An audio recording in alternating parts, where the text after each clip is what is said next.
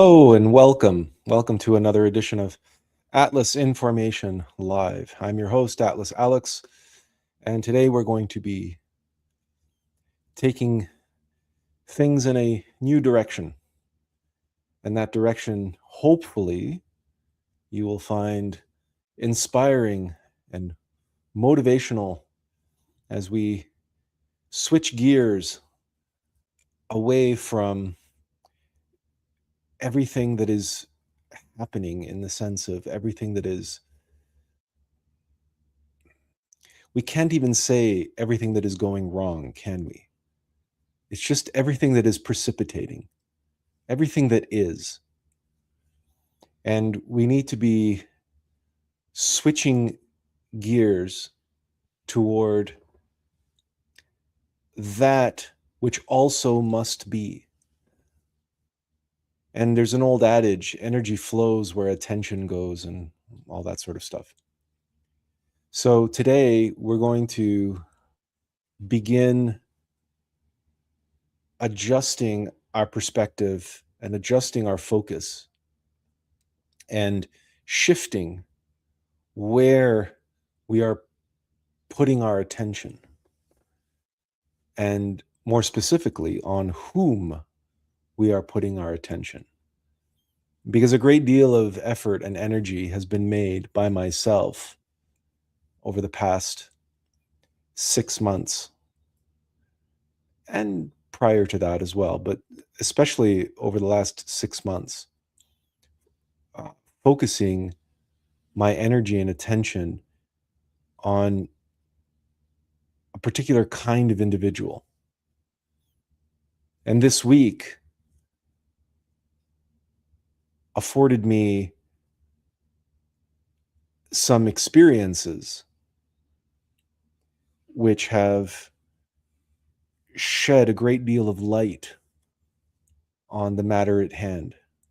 And we'll be discussing all of that, and I'll be sharing the specifics of those experiences with you as we get further into today's program.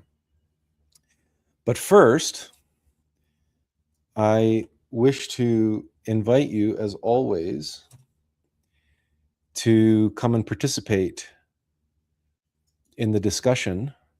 You, of course, are welcome to participate in the chat if you so choose. But if you want to come and be a part of the live stream and be part of the discussion, you don't need a camera necessarily, but if you have a microphone, you can come on and you can actually voice your questions or your comments or your concerns, as opposed to typing them out in the chat. But you're welcome to do so as well. I read them. As always, I try to be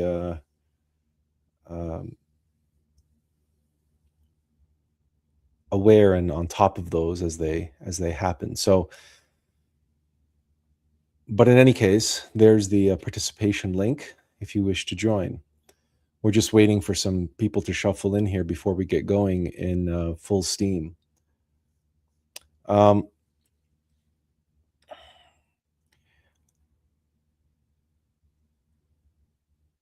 The issue, as it were, was this notion of purpose and life's work, and a nominal intuition about that, which I have been living with for the majority of my life, certainly since my first memories and since my first experiences. And I know I'm not the only one. There are many who have lived lives that have been difficult from the standpoint of integrating or fitting in, finding one's place in the world. In a world which, let's face it, didn't exactly welcome us with open arms. And today's live stream is really focused and dedicated to all such individuals. You may count yourself among them. Perhaps you do not. Perhaps you may believe you know some individuals who I have demarcated in this particular context as members of the 144,000. Now, 144,000 is a symbolic number. It is not an actual quantity. It is a symbolic number because the numbers added up Kabbalistically add up to the number 9. 1 plus 4 plus 4 is 9. And the esoteric significance of the number 9, we've discussed often, but I'll review it again. 9 is the 9th Sephirah on the Tree of Life. It is the Sephirah related to Yesod, also known as the 4th dimension, also known as the foundation stone and the philosophical stone, the 9-sided cubic stone upon which rest the 2 pillars of Jachin and Boaz. It is the keystone of the arch. It is the obelisks that you see in places such as Egypt, but also in Washington, D.C. That 9-sided cubic stone relates to the creative force in the universe, the vital energy and the sexual force, which is the force and energy that we mortals have at our disposal with which to create and also with which to manifest. And that is the force, that energy is what is exploited by the Black Lodge. It is the fundamental energy that the forces of mechanical nature seek to exploit, including through a process of temptation and manifestation of desires, which, as you know, is a prominent activity and doctrine, if you will, of the New Age community, the manifestation of desires. And that process is all about focusing and concentrating one's creative energy and expending it, using it up in order to manifest the object of one's desire. That is the essence of black magic. And it is black precisely because it is egoic in nature. It is desire that fuels it. And what powers it is the 9th sphere, the 9-sided cubic stone, the philosophical stone. But if you know your alchemy, you know that the philosophical stone is that legendary substance that is able to transmute lead into gold. So the 9th sphere, the sexual force, the philosophical stone, is the energy we have within us that has the capacity to transmute us from being these intellectual animals, these intellectual hominids, into true human beings. You see, that sexual force can not only dissolve our egos, those mechanical entities, those algorithms that infest our mental body and emotional body and vital body and make those bodies lunar, meaning mechanical, reactive, in other words, right? When we react automatically to people and circumstances because we are triggered, what is being triggered inside of us are the complementary mechanical algorithms within us that are triggered when they receive the corresponding low energy frequencies that bring them into activity. And that's what causes us to react automatically, mechanically, in a primal, animal, instinctive way. That means our mental body, our emotional body, and our vital body, and of course, our motor instinctive sexual body, our physical body, are mechanical in that sense.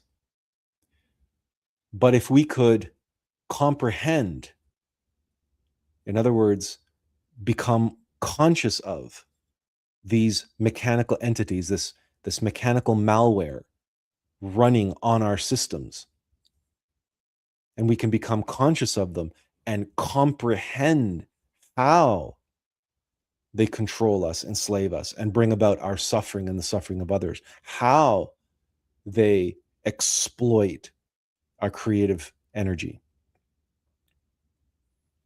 Then that same creative energy can eliminate them, can dissolve them, can delete them off our system, so to speak, like some anti-malware program that wipes our system clean of all of the malware infecting it. And not only can the sexual force accomplish that first task, but the second task is because it is also the creative force. It can crystallize our solar bodies. And in that process, facilitate the transmutation of our lunar bodies into solar bodies. That is the alchemical transmutation of the lead of our ego into the gold of the human soul, our solar bodies. But you see, that energy, that force, must be preserved and must be utilized intelligently for this alchemical process to take place within us. That process cannot happen if we are wasting our sexual force, if we are allowing that creative force, the vital energy of the ninth sphere, that nine-sided philosophical stone, if it is being exploited by our egos, by our desires, for things like manifesting our desires, or things like providing us the momentary pleasures of orgasm. The orgasm is a tremendously wasteful activity. It constitutes a tremendous release of creative energy, whether you are a male or a female. It doesn't matter, because the orgasm, the release, the loss of that energy occurs during the spasm part of the word orgasm. And that spasm is a massive short-circuiting of the sympathetic and parasympathetic nervous system in the body. And in that process, a tremendous expulsion of the creative energy takes place.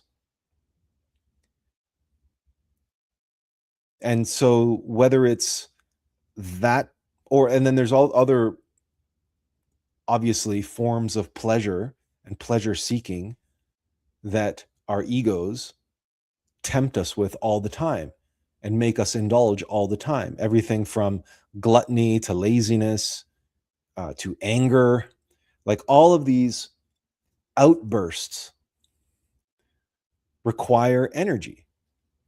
And so outbursts of rage, or even anxiety, panic attacks, you name it, any sort of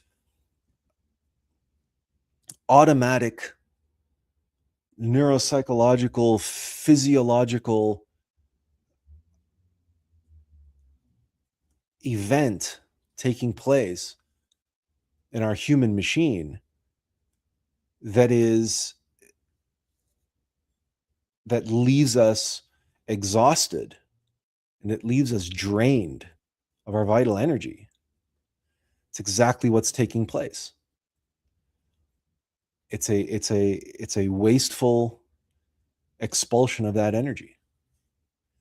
So when we talk about the 144,000, we are referring to those individuals who do not waste their sexual force, who, as much as possible, they preserve that energy and work intelligently with it. So there are practices associated with the utilization of our prana, of our chi. We can call this the sexual force by different names through different times and through different places throughout history. But the one that you may be most familiar with is Divine Mother Devi Kundalini Shakti. And there are many people who talk about and believe that their Kundalini is awakened and that other people awaken their Kundalini for them and so on and so forth. And that's all complete nonsense. 99.9% of what you see, read, and hear on the internet about Kundalini is just complete nonsense. Most of it is Black Tantra and black magic schools and whatever that are attempting to take advantage of individuals. But nobody can awaken anybody else's Kundalini. That's false. Anything that relates to that is black magic, right? And your quote level of Kundalini, where how far it has arisen. There are 33 levels related to the 33 vertebrae of the spinal column, and the level to which you have raised your Kundalini is dependent directly with your level of being. That is your level of awakening, your level of free consciousness. And you can do a great deal of work and you can achieve a great deal of advancement as a single person. That is true. But at some point you hit a ceiling, as it were, and it requires to make serious progress requires the work in the ninth sphere with a spouse, with a sexual partner, doing white tantra. So these are some of the technical, esoteric, metaphysical caveats related to that 144,000. It's not a quantified number, it's a symbolic number. And again, it relates to the commitment of individuals who recognize that this life that they are living is not their own, that they are just mortal vessels and servants, and whom they serve, their innermost Lord and Master, their innermost Father in heaven, their essence, their being, is the one who is truly meant to be living a life and performing a life's work. The chosen are those mere mortals who have recognized this fact and live their life accordingly. And for many of them, myself included, we wait patiently. We do what we can and we do what we're told, but we wait patiently for that life's work to begin in earnest, because in all fairness, the way the world is, the way the world has been, has shown us no quarter, has given us no opportunity, because it's still in the process of doing what it needs to do in its old age and devolution. It's still just beginning to break down. And I think we can all see that in our own way, in our own circles. We see systems all around us breaking down, falling apart.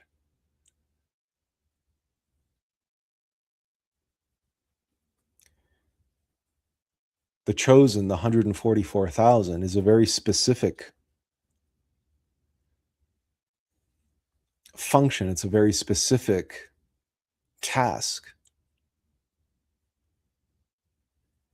And it is not just one task, it is a series of tasks. But the time has come to well and truly ready ourselves, well and truly prepare ourselves, because this week precipitated events that are going to escalate and begin to snowball. And what the fallout will be, what the outcome will be, will in many ways validate and vindicate those of us who have either resisted the temptation to quote, sell out to the big machine, or for whatever reason, we have been shielded from that. We have been protected from becoming swallowed up by the system, becoming dependent on the system, and however you want to orient that in your own mind's eye. But the chosen are not beholden to the system, and they have resisted, or they have been shielded, been protected from, quote, finding their place in the big machine, just becoming another cog in the machine. Because as soon as you make yourself a cog in the machine now has control over your life. That's what being a cog in the machine means. No matter how much control you think you have, you cannot escape the reality of what it means to be a cog in the machine. A cog is acted upon. A cog in the machine moves because it is moved by mechanical forces at work in the machine. You can't get around this objective reality. So the chosen, the 144,000, are not trapped in that mechanical determinism. We are not free necessarily, because we still have our own egos. We still have our own defects and vices. We are still working on ourselves to one degree or another. But we have resisted or we have been protected from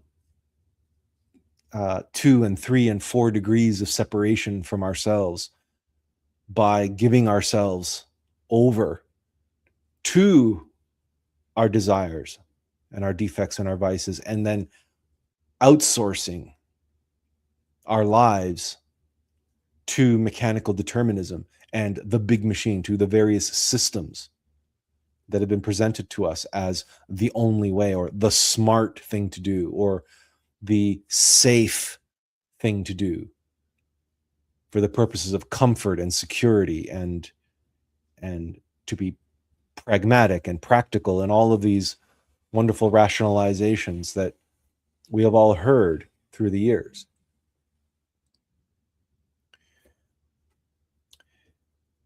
We have a comment here that was actually early on. He says, Ben 8th. Hello, Ben. That's a new name, so welcome. I don't recognize the name, so welcome, Ben. He says, hi, Atlas. I heard a good explanation to that bad tendency, that it is the mimicry of salvation, was deep nonetheless. So let me read this again, because I don't think I'm quite getting it yet. Hi, Atlas. I heard a good explanation to that bad tendency, that it is the mimicry of salvation, was deep nonetheless.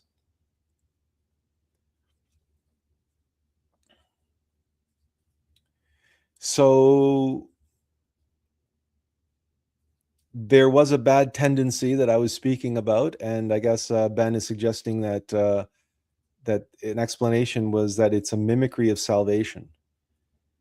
And that is true, because you've probably heard this, that the antithesis of love is fear. And fear concerns itself first and foremost with survival,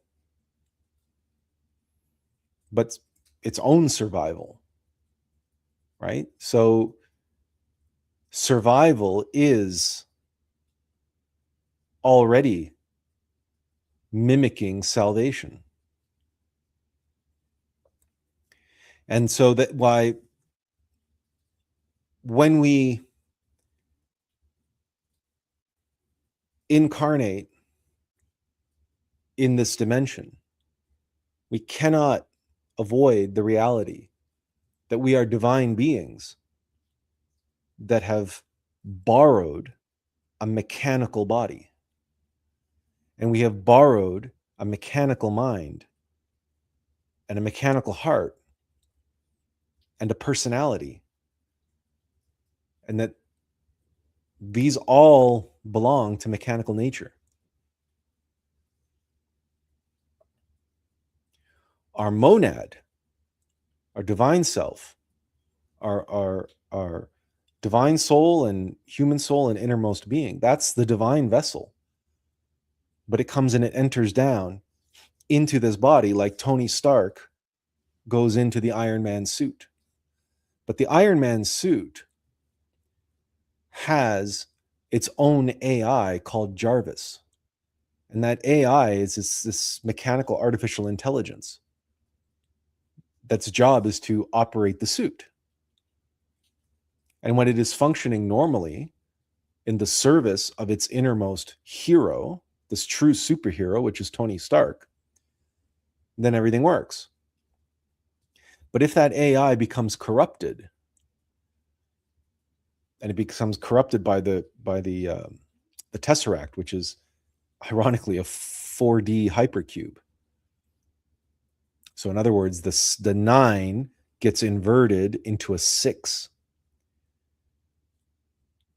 And if the Iron Man suit becomes corrupted and that 9 gets inverted and becomes a 6 in our mind, in our heart, and in our body, then we become a 666.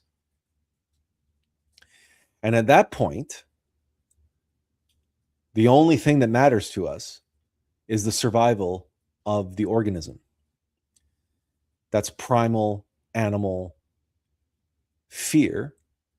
And all we concern ourselves with are comfort and security and amassing wealth and power, because the best defense is a good offense, because fear is identified and attached to outcomes.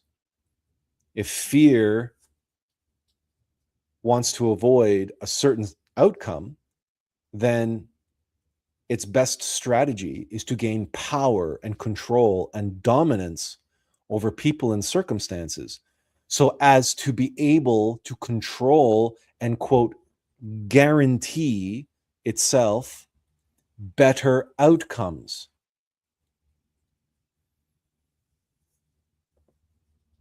That's why all individuals who are obsessed with power and control and dominance and wealth and and it's never enough, is because the demon of fear can never truly be satisfied. because the mortality of the physical organism is inevitable. We will all die. There is no shaking that intuitive knowledge, that intuitive truth. We will all die. And that unbearable objective truth, fear will do everything in its power to keep us chasing what Ben describes here as the mimicry of salvation, to save us from that inevitability that we will die.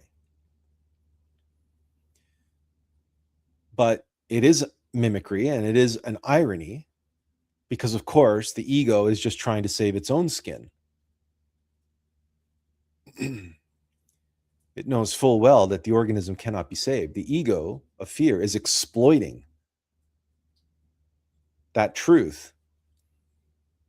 And in the process, it's feeding on the sexual energy and the consciousness of the divine being who's becoming identified and attached to its own fear of mortality. And genuine salvation is, of course, to comprehend that fear and dissolve that fear. To be free of the fear of death is to be free of fear itself. No one can be free of death. Death is inevitable. Death is. It is one of the three factors of evolution and revolution of the consciousness. We will all die. But if you are free of the fear of death, then you will welcome that death. And you will experience it with calm, knowing full well that because you have done the work in the ninth sphere and you have eliminated your fear, you are chosen. You are one of the 144,000. For you, death is not the end. For you, death is the gateway to eternal life, to salvation. And that's where we get the expression, you must die before you die, so that when you die, you do not die. Ben follows up here. He says, oh, it's me, Benjamin Ochoa. It's last name Ochoa means 8. So I used 8. Haha, silly, I know. Okay, well, Ben, well, nice to have you back, Benjamin. And he also says, YouTube chooses between name and nickname. Okay, well, there you go. So this actually dovetails quite nicely because if you recall, I've done a live stream a while back. I did a live stream on Ben Johnston. He's that millionaire, billionaire. I can't remember. It's hard to keep these guys straight. He's either a multimillionaire in the hundreds of millions of dollars or he's a billionaire. I can't remember which, but he has gained notoriety and kind of infamy as openly stating that he wants to live forever. And he has made himself into a kind of guru of the new and trendy longevity fad. I'll call it a fad.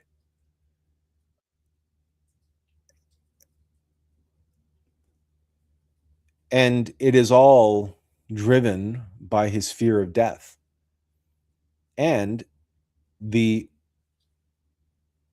hubris, right? The outright pride that he has that his money and technology and materialism and materialist science can actually solve the problem, and that he looks upon death as an illness, as a disease, as a defect of some kind, as opposed to a necessary feature of life, because he doesn't understand He doesn't comprehend that everything in this universe has its antithesis.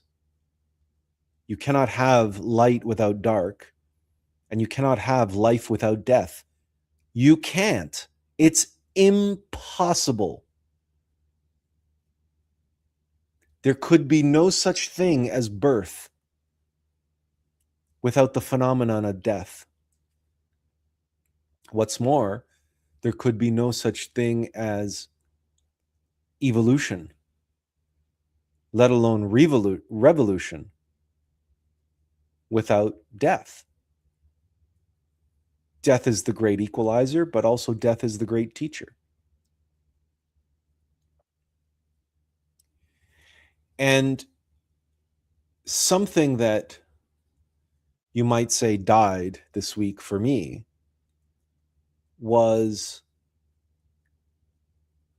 a belief which I had been harboring and carrying for a long time.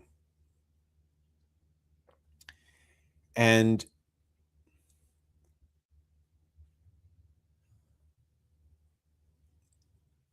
if you recall, certainly if you've read part one of my book, if you go back to where I was as just an individual a few years ago, I had over 10,000 followers on a Facebook group called Attlas Information.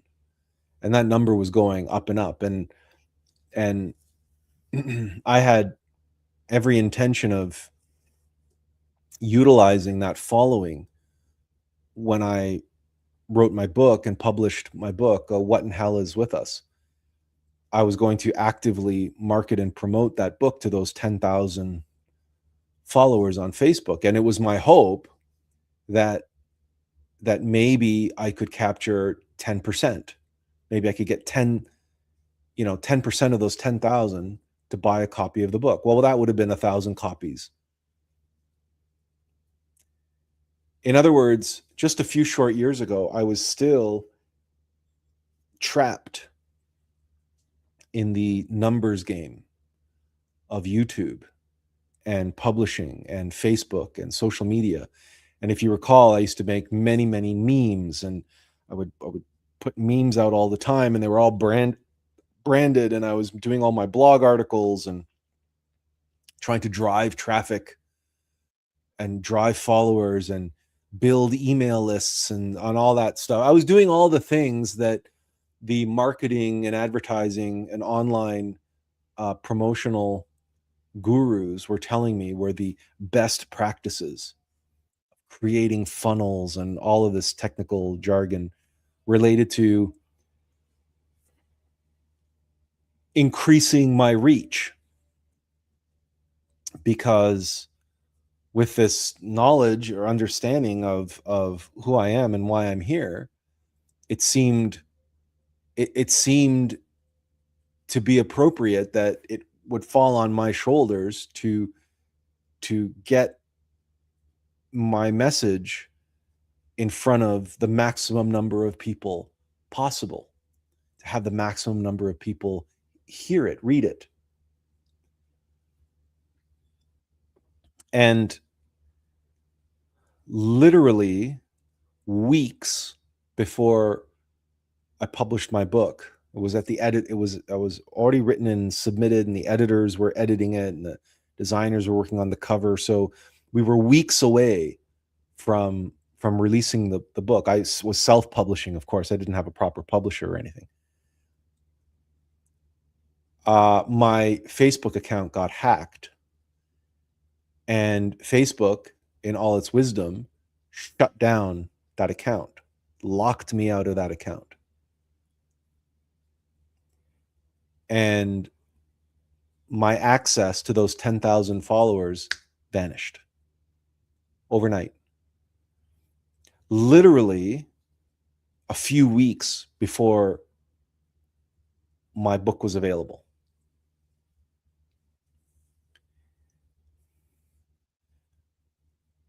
This was at the time, very discouraging. And it really hit me hard. I'm going to put in the link to join in the conversation. It's also in the chat, but it's here on screen as well. But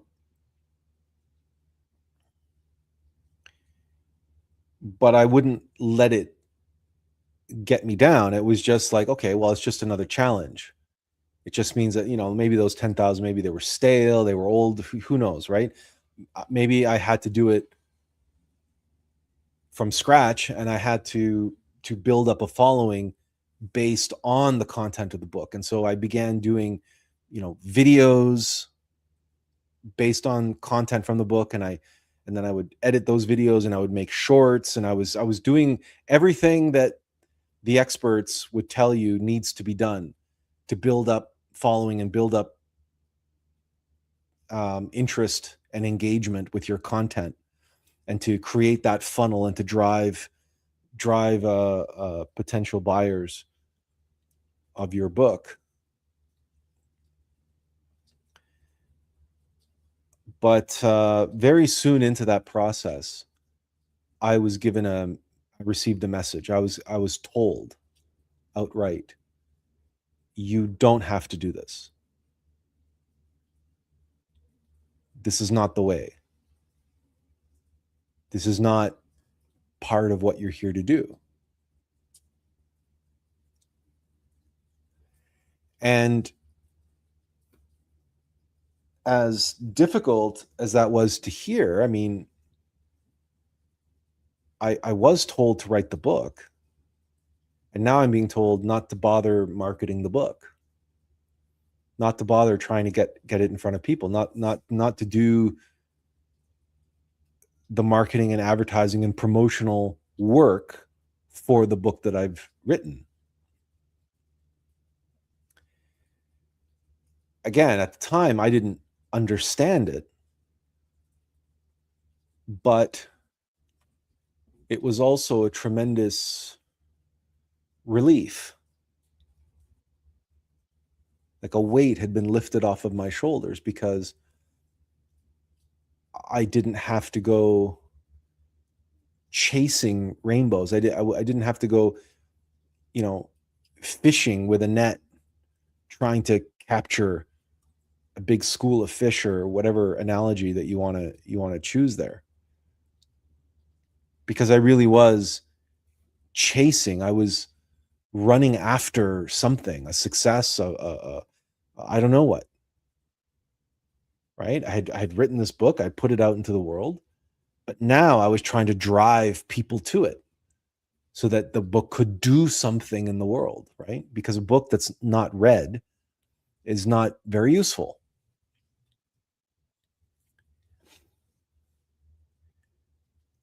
But as I meditated and contemplated on, well, and as I was spending more time on, then what is it exactly I'm here to do? It dawned on me that, well, maybe I'm not here to be fishers of men. Maybe I'm here to be fishers of fishermen. And the best fishermen in the sea are the whales. They're not men at all. They're whales. And because I knew myself, and because I had written about it in the book, about my own temptations, and how I was also shown very clearly that I could be a whale in this life. If I was not sitting in front of you right now doing this, being officially below the poverty line for the past 15 years of my life, if I was not doing this, I would be probably running an AI company, or who knows what, maybe doing my own billion-dollar IPO. Maybe I would be competing with Elon Musk on who could be the first trillionaire. Who knows? All I know is that I was shown when I was in Japan, in that profound experience, I was shown that was potentially in the cards for me. That was a choice that I could make. That was a path that I could take. And it was presented to me in much the same way that it appears in the Bible when Satan comes to Jesus in the desert and shows him and lays it all out on a silver platter. All this can be yours if only you would bow down to me.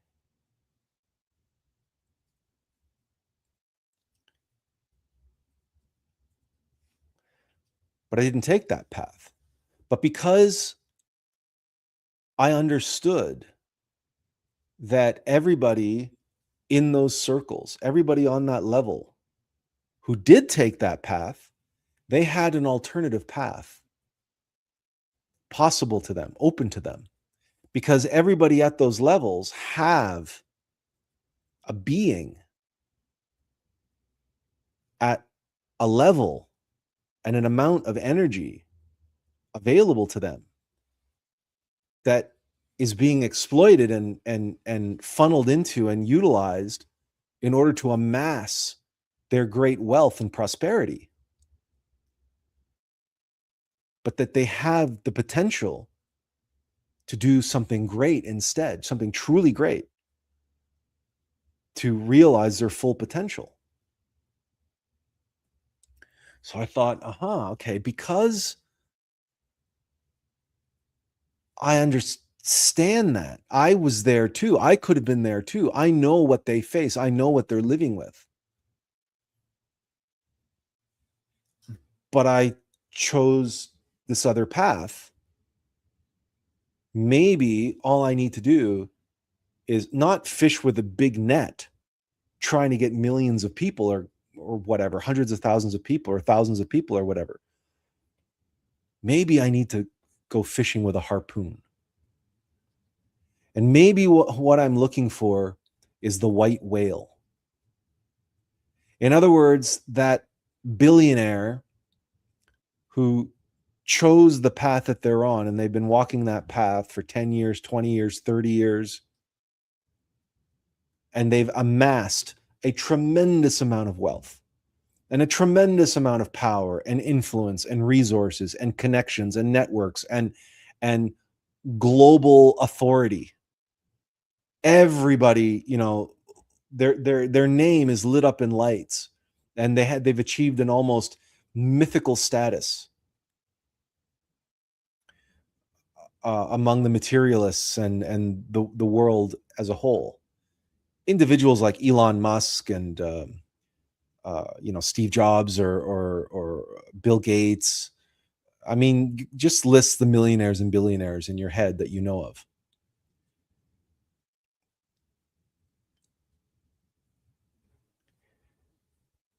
And I thought, I only need one. Just one who maybe has seen the light, or they're on the edge of that light. And maybe they just need to be able to hear and receive some empathy and some compassion and some understanding and some assistance, being able to jump the tracks from the one that they're on to the one that leads to the realization of their true potential. So it's on that basis that last week I attended a seminar by a fellow known as JT Fox. Now, he's not quite a billionaire, but he's close. Lord knows he reminded us of that fact multiple times during his presentation. And I attended this seminar in Toronto, and I even paid to have what's called VIP status, so that with that VIP status, I could have one-on-one access to JT over the lunch hour to be able to ask him questions. And I was very fortunate because he had just flown in from Australia. So he was running on 2 hours sleep, and he was jet lagged, and so in other words, his guard was down. He was tired. He was exhausted. And when people are exhausted, their guard is down. They're fed up, they're tired, they don't want to be there, they don't want to deal with any bullshit, right? So that's when you see people's true self come out, when they're at their worst, in other words. When they don't have the energy to hold up appearances, or to turn on their usual charm, or their usual salesman shtick, right? Or their whatever it is that they sell during these webinars. Sorry, seminars, not webinar, seminar. This was in person. And I was politely listening to him the whole time in the morning when he was doing his thing, and I was making direct eye contact with him. Not being aggressive, but just. And when it came to the Q&A at lunchtime, everybody had to go and grab a bite, but the VIPs were allowed to stay, a small group of us who had paid for that privilege. And I asked him, I said, JT, and of course what he pitched was his new AI, business AI solution, whatever, $1,300 or whatever the hell he was selling it for. And I said, JT, your Mechanical Turk is all very impressive, but I'm here because I'm here to ask you, what are the things that you're still struggling with? What challenges do you still face that your AI technology and all of your money and your resources and your network haven't been able to solve? And in that moment, I was making direct eye contact with him. And I wasn't being aggressive, and I was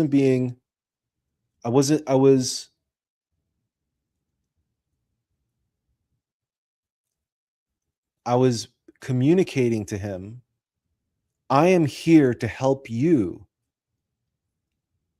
with that which your money and your resources, your power, your influence, and your technology hasn't been able to help you with.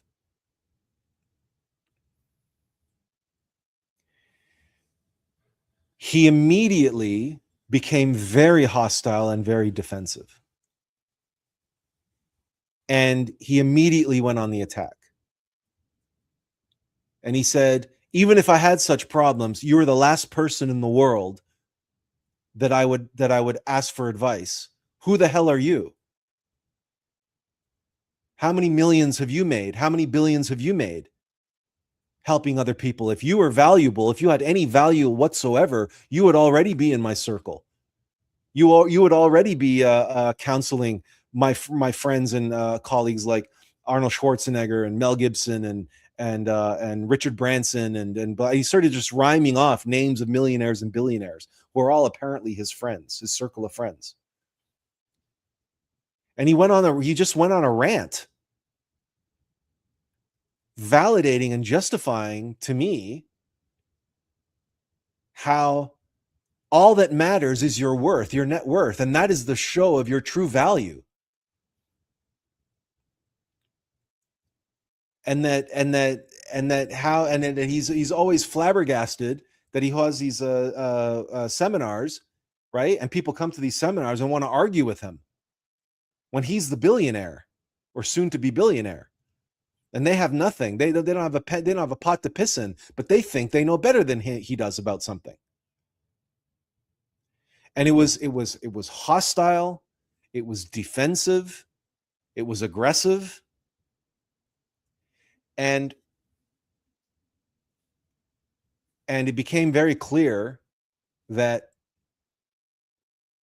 in no way, shape, or form was he going to admit any vulnerability or any weakness at all whatsoever. And it also became clear that this was eating into other people's opportunities to ask questions. So I just backed off. I just, backed down. I realized this was a lost cause. And a couple of other people asked questions of him that were, you might say, they were social entrepreneurs coming to him for advice. And he shut them down just as fast. And he's like, why would you want to do that? There's no money in that. Why would you want to do that environment? There's no money in that. Or helping people. There's no money in that. You make 10 times more money doing this. Then when you make your money, then you can go and help people.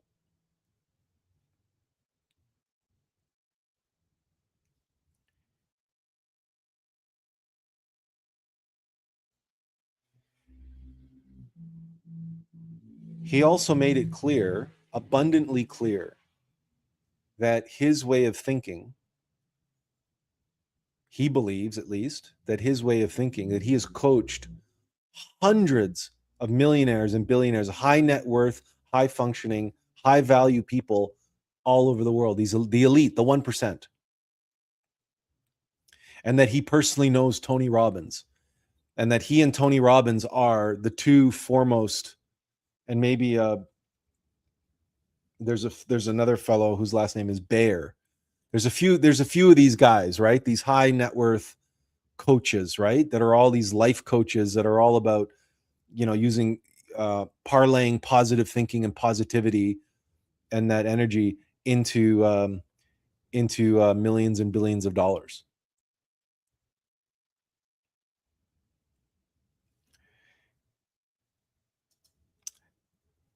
Hello, Murphy. Hello. Can you hear us? Okay, so Murphy's trying to join, but I think he might be having technical difficulties. So, well, anyway, let's just put him there in the corner, and then maybe he'll work out his technical problems. The bottom line is this: I was given the opportunity last week to meet face to face with one of these whales, and not just a whale. Remember, I said it's not just a fisherman. I'm not here to be a fisher of men. It was this insight that came to me. I'm here to be a fisher of fishermen, and then the best fishermen are whales. So I'm here to harpoon a whale. And this is a guy who had a coach. He has a sphere of influence of hundreds of multimillionaires and billionaires, and Hollywood actors and influencers, right? And so, in other words, he was like presented to me as the perfect whale to be able to land, because if I could show him the light or show him how to jump the track, then he in turn would turn around to his network, to his clients and his contacts and so forth in the elite, and he could show others how to jump the track, or at least attract others and bring them into the fold. And then because they had so many businesses and so much influence through Hollywood and elsewhere, then we would have this tremendous this force of power and influence in the world, just by, like, this was the thinking, right, about landing a whale.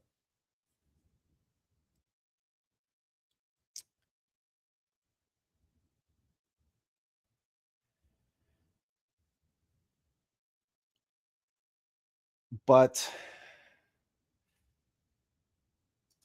the truth of this scripture that Benjamin is here sharing with us. Luke chapter 16, verse 15. For that which is highly esteemed among men is abomination in the sight of God. The truth of this became apparent to me. It became real in a way which shattered my naivete and my delusions that such individuals, that their higher self were still present and able to exert control in their lives.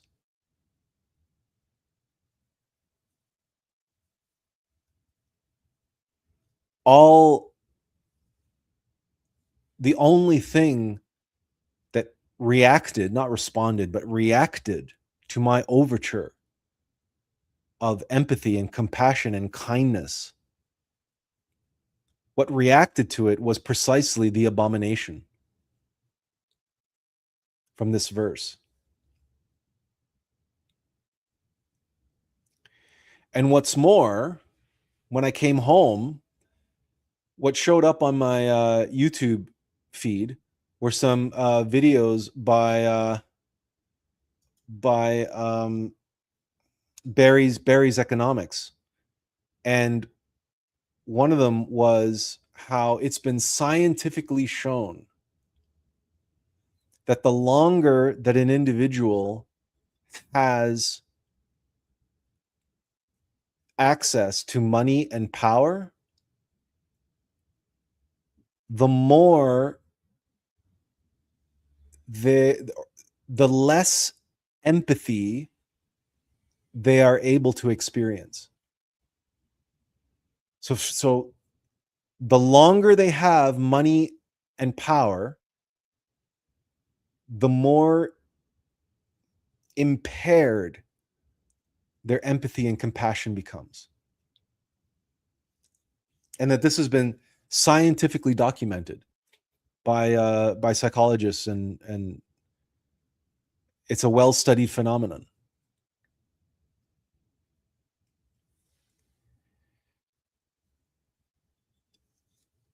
And the example, Barry used several examples in his video. One of them was Elon Musk. We'll get to that in a minute. But first, Andrea says from Matthew chapter 19, verse 24, and again I say unto you, it is easier for a camel to go through the eye of a needle than for a rich man to enter into the kingdom of God.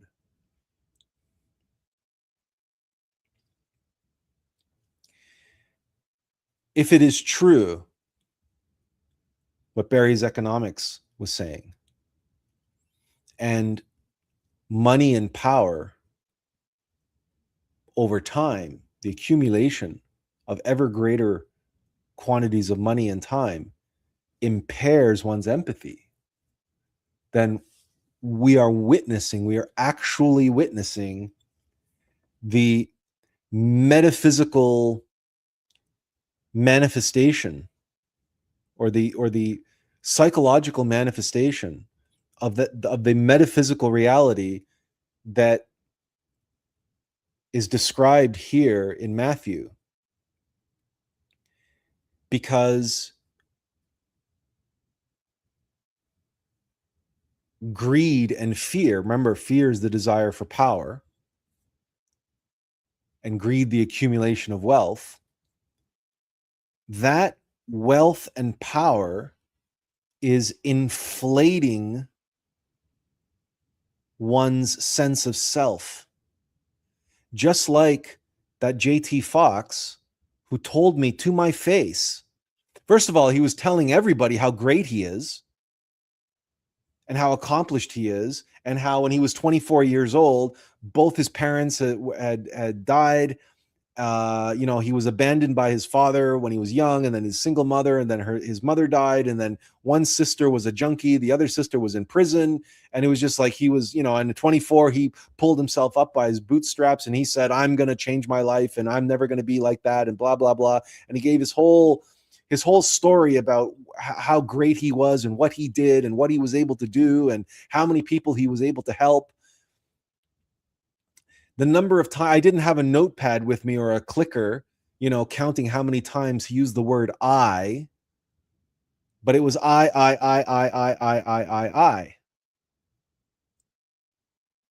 This is what cannot pass, right, through the gates of heaven. It's like a Far Side cartoon with someone with an enormous head that literally can't fit through the gates. This inflated sense of self. Remember, God and the devil cannot mix. A demon cannot march into heaven. It cannot. It metaphysically cannot.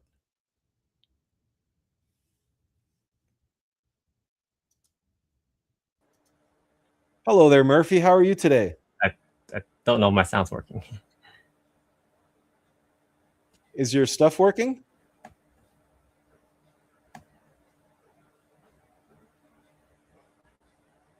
Can you hear me? Oh, there you go. There you go. Okay, it's working now. Oh, okay, good. Yeah, I mean, I'll keep up with your chat right now and what you're saying.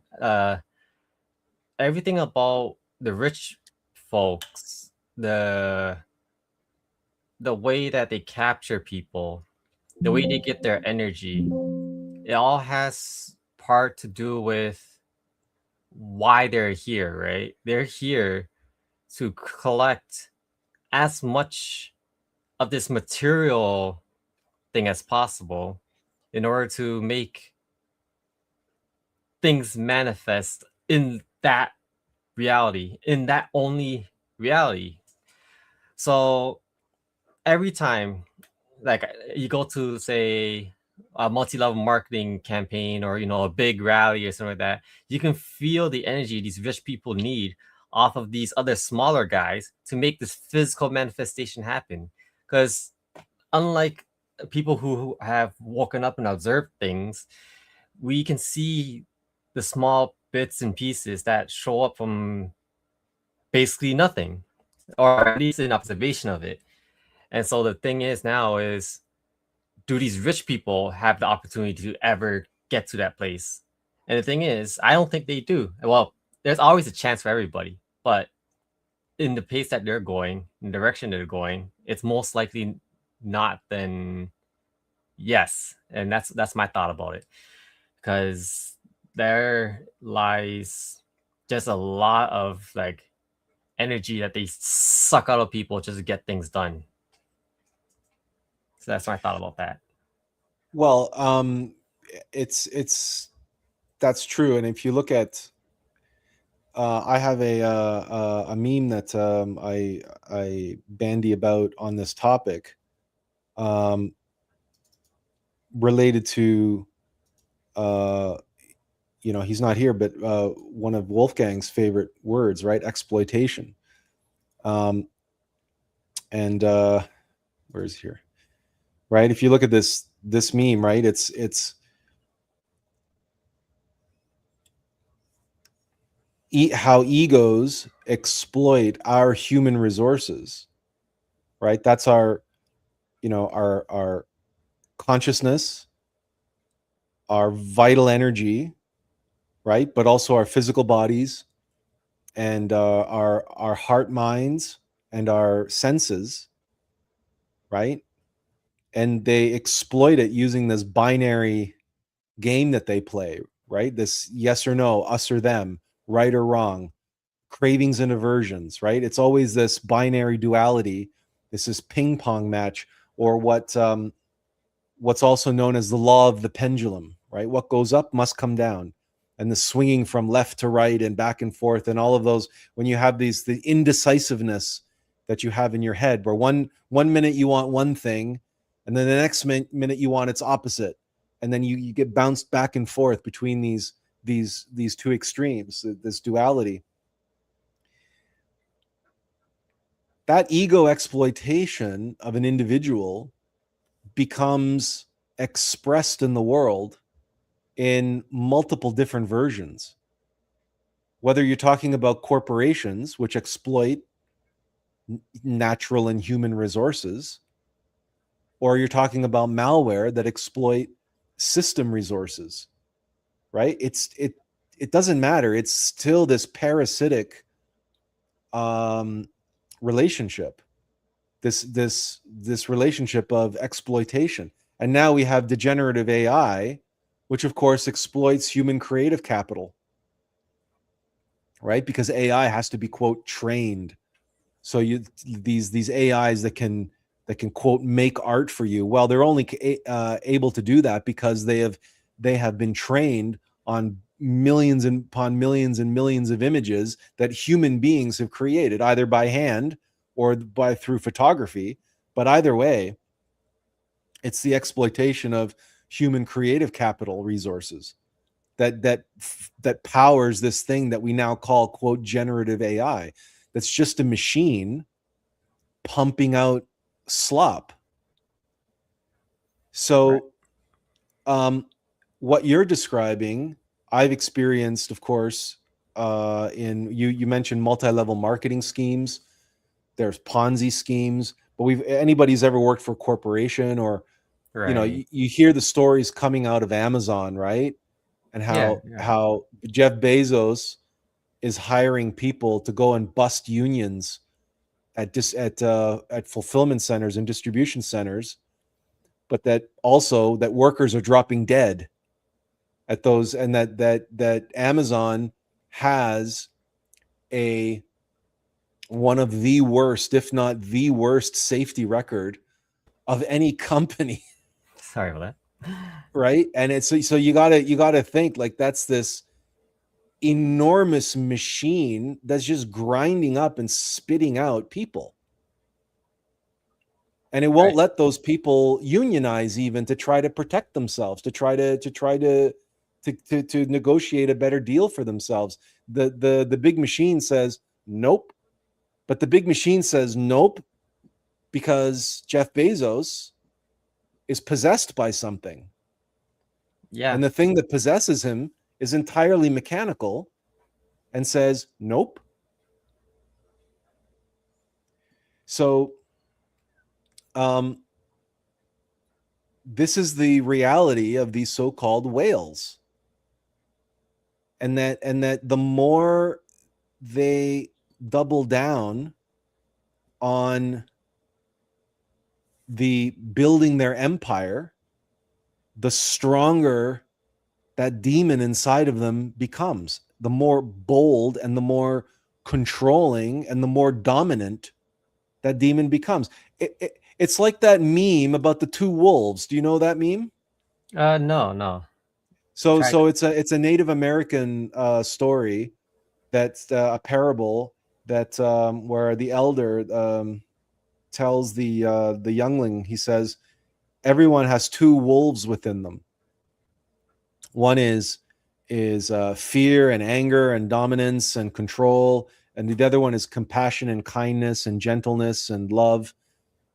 And the youngling says, and he says, every time you do something in life, you feed one of these two wolves, right? And the youngling says, well, but which wolf is stronger?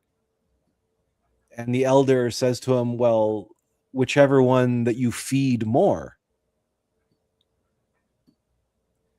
And that's the reality of what I faced this week when I met this JT fellow, who once upon a time was living this life of suffering. He was down and out. He was poor. His family was suffering, as his sisters were in suffering. And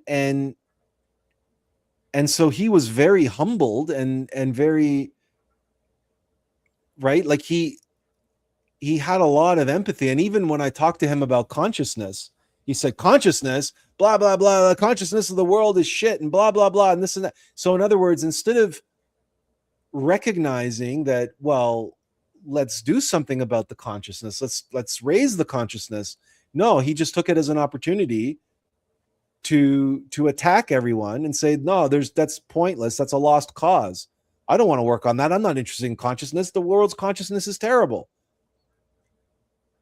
So you can see that this is where these quotes from the Bible and that research that Barry's economics was talking about, the longer that you feed that wolf becomes so dominant, so powerful, and so fierce inside of you that the other wolf can't compete anymore. It's just drowned out. It's just overpowered by this vicious, dire wolf that you've been feeding for decades with your greed and your lust for power and control and dominance. And that's why the capacity for empathy shrinks. Yeah, that's right. Let me ask you this though, because the wolf thing is a little weird to me. Because at least I think every individual always is available to the choice of which wolf they choose to give power to. So even though one wolf of the tech billionaires always has this negative side to it because that's all they see, and so they have to feed all this positive thinking energy to make that work. It's still an active choice to do it. So even though so my question comes along as, because you're always putting in the effort to feed that part of the wolf, why is it that the other one doesn't also have its, what do you call it, its time? Because both of them are there, and both of them are part of your choice to put energy into.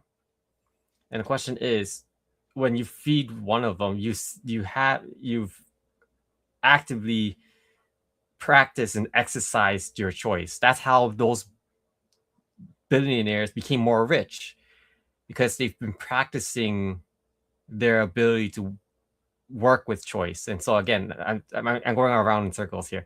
My question is, why is it that people with so much ability and so much exercise and influence to be able to work with that can't do more things in the world? Because the wolf the dire wolf, right? The dark wolf, the one that's based on fear and control and anger, and that presents itself as I, right? So the billionaire becomes identified with that.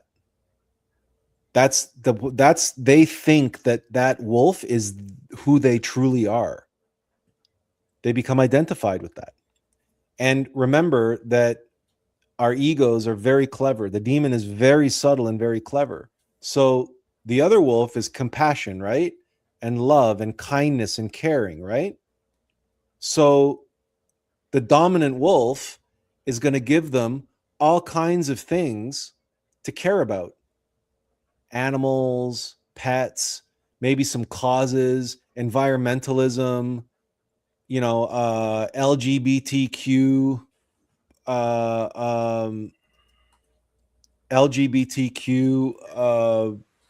activism. So the dire wolf will squeak in there and weave its own narratives around the other wolf and trap and enslave the love and the kindness and the compassion around these out. other narratives that it is in control of, so that even when you and the other wolf is not, you don't feed the other wolf by taking, you feed the other wolf by giving. Right? The light wolf is not fed by what you take from the world and what you take from others. The light wolf is fed by what you give. So if the dark wolf can weave a narrative around the white wolf about how much money he gives to charity and how much money he gives to a political party that stands for these values and those values, and how much money he gives to the environment, and how he takes care of his dogs and his horses, and so on, and how many people who work for him that he gives money to and that he gives Christmas bonuses to, right?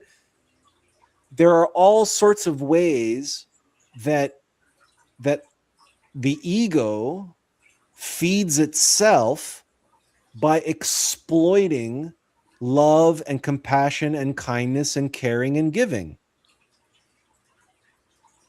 Do you see what I'm getting at? I see what you're getting at. What I'm trying to say, and what I'm trying to understand more of, is that there's like the dark wolf, I guess you want to say, since there's a light wolf, the other one's the dark wolf. The dark wolf here lives at this very high level that you give energy to. I'm not saying it's high level of consciousness. I'm saying it's just that, it's powerful, right? So it's high level in that sense. So with this, it has a need to be sustained once it's at that level. So that sustainability to be at that level coincides with what the light wolf is allowing it to have, because I unfortunately the dark wolf itself is always going to be like, I want. So and that has to come from somewhere, right? It doesn't come. So it, what I was asking before is, with all these billionaires, all these people, right, that are have this powerful thing that's also gets it from what I was saying, this light wolf on the side here, little its and bits, whatever, right? How come it gets to a certain point, like they like think of like Bill Gates or whatever, right? They decide, they got to give their billions of dollars to a charity or whatever for a little bit just to make themselves feel good, but still, they work with the light wolf in a certain level of consciousness, and I like I would almost say, right, it's more powerful than somebody who I don't know, stays at home and plays video games and doesn't go out and talk to anybody or whatever, right? Because that at least has the rich billionaire or whatever, them practicing, like I said earlier, their choices, they're exercising their free will, they're exercising their levels of observation, which is, I think, is what makes more energy, more power to the world. Yes, it's exploitative. Yes, it's dark. Yes, it's not good.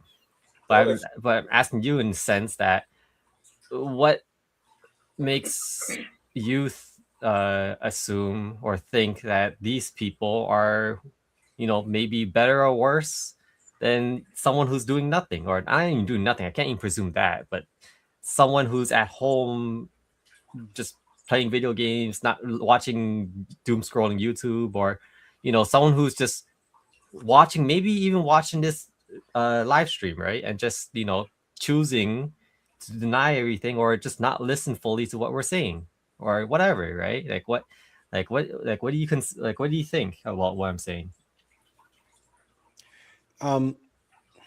So what I'm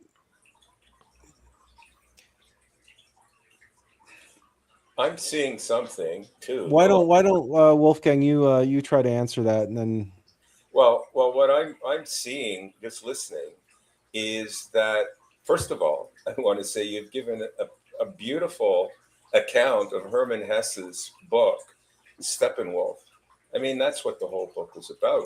Everything you talked about, Attila. So, what are some of the issues? Some of the issues have to do with, what you project yourself, which wolf you're projecting into. That's where the power is. So, if you just look at them without the projection, what you see is you see somebody that turns the other cheek, that comes from connectedness and love, and you see somebody else that just poo-poos that and goes, screw that. I want what I want. I'm in control. That's the difference. That's it. Now, whichever you empower, whichever you send your attention to, is the one that's going to dominate. And you remember, the one that turns the cheek's never going to look like it dominates. Never. But I want to specifically address Murphy's last question about, but what's the difference between a billionaire and some guy who's sitting in his parents' basement playing video games? And the only difference, Murphy, is the demon that dominates the billionaire has a active go get 'em, I got to be in control and dominate the world. I got to be in charge of my own life. Whereas the demon that's keeping the guy in his parents' basement playing video games and eating pizza and Doritos is the demon of laziness. That's called laziness, right? And it's possible also that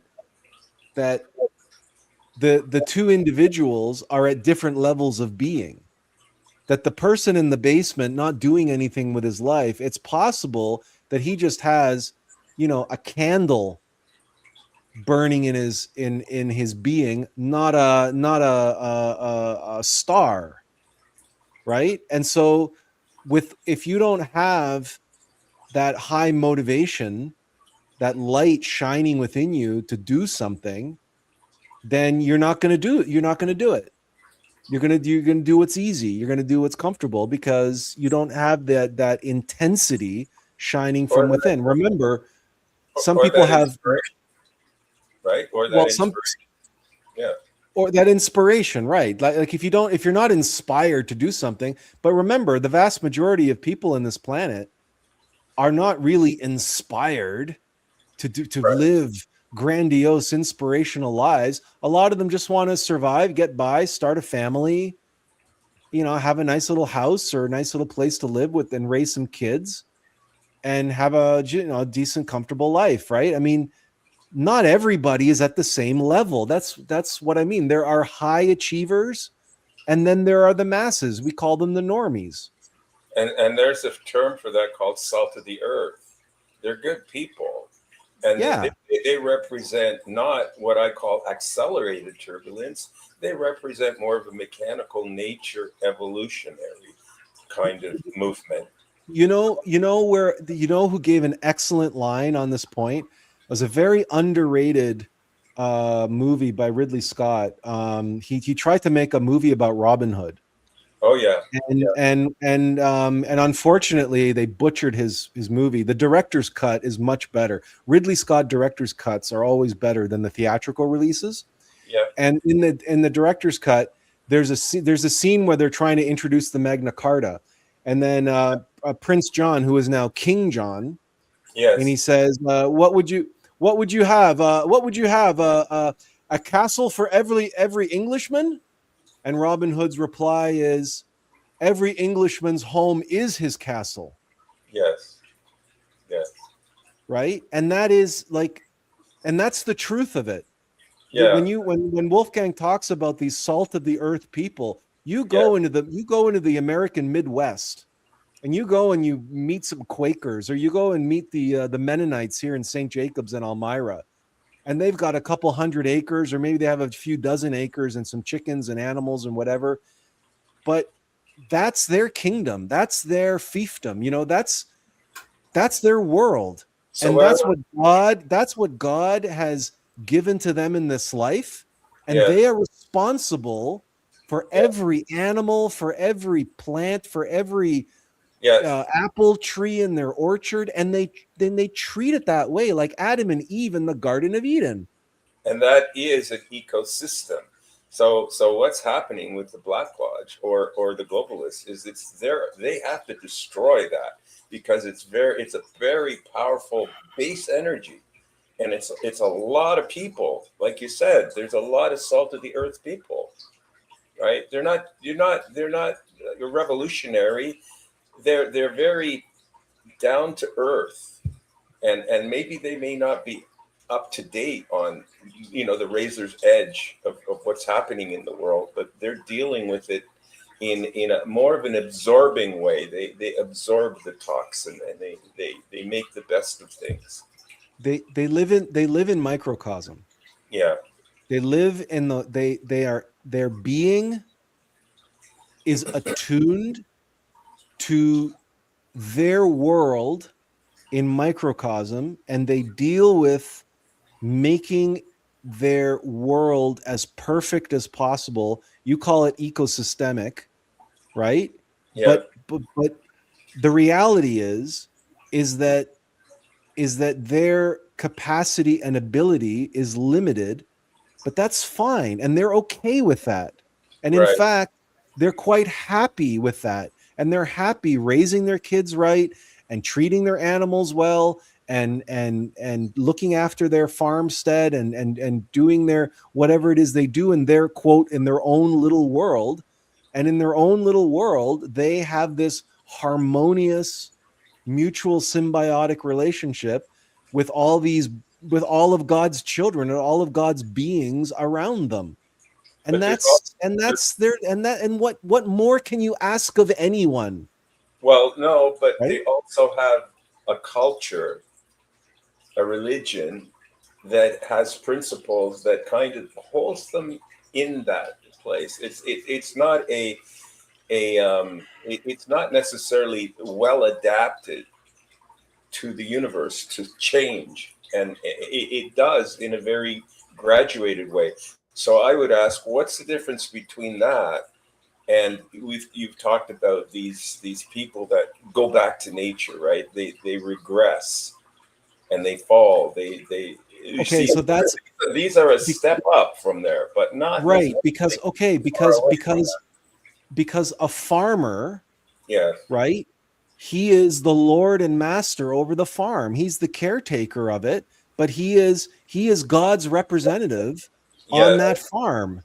Yes. He is God's, like he's the good shepherd, right? He's doing God's work Right. on that farm. He's looking after that little piece of God's creation. That's what Adam and Eve were made for in the garden, right? To look after the garden.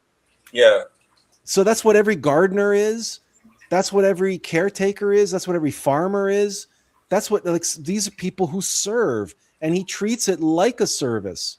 Obviously, the chickens produce eggs, and the orchards produce apples, and the fields produce wheat or whatever is the bounty. And there's an exchange that takes place there, but that's the mutual harmony and symbiosis.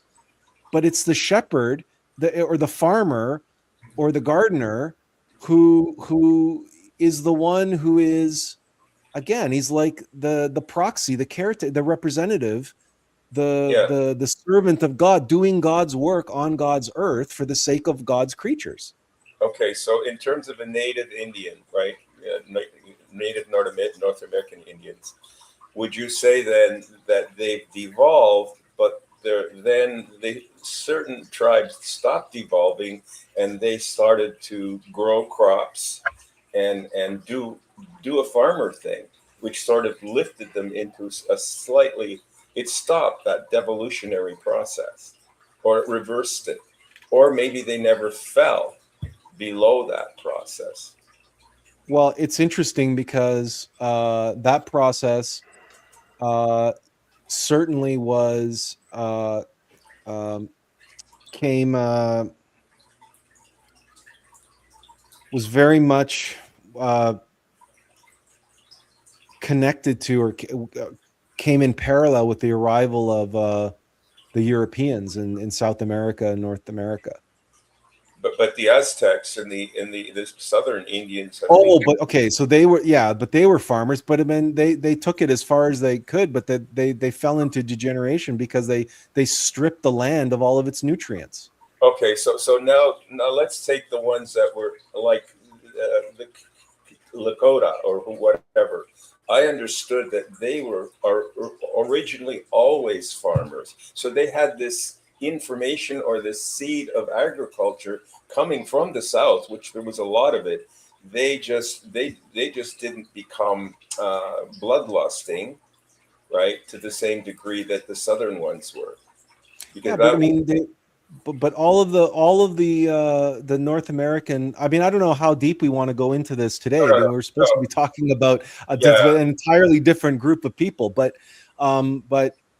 uh, it doesn't matter because all of the great civilizations of North America, the Olmecs, the Toltecs, the Mississippian, all of them, they all broke apart. They all fell apart, broke down into and became the tribal, the right, small tribal nations that were in constant warfare with one another, yes, fighting over land and so on. Like, and so it's, but as you know, most all of Europe was basically the same, state of warring tribes, everybody fighting everybody, we're right? still, because we're still experiencing the fall of the Roman Empire, Yeah, okay, yeah, right? I yeah, mean, that's what Europe is, yeah, yeah, right? And now, but it's just that the 20th century was this crazy anomaly of accelerated technological development and world wars, and is like, it's this crazy, but and then since 1968, the dawn of Aquarius, right, which is change and rapid change and fluidity. So we've been just experiencing this crazy rise, particularly of the American empire, right, and the global yeah, hegemony of the United States. But now, and this is why I wanted to have today's talk, right? Two things happened this week for me personally, and one globally. And the global thing was Elon Musk taking SpaceX public. And so we're standing on the precipice of the economic collapse of the American empire, because the wheels were set in motion this week with the SpaceX IPO. okay, So the when like there is no civilization that lasts forever. None, period. There's nothing on this level of reality that lasts forever. Everything dies. And well, that and so and well, we're and let we me, are now witnessing, we are beginning to witness again systems around us starting to yes, degrade and fall apart all around us. And now what happened this week, I think, Elon Musk's IPO, his SpaceX IPO, yeah, seems to me as a deliberate action yeah, to collapse the stock market and precipitate a new depression. okay. So there were some things that you said that I need to look at because they're a little bit not true, I would say, and that is everything dies. And I would say yes, everything dies. But when you have evolution and you have the extinction of the species, what's happening is that the new species has already arrived before everything dies. So within the dying is the rebirthing.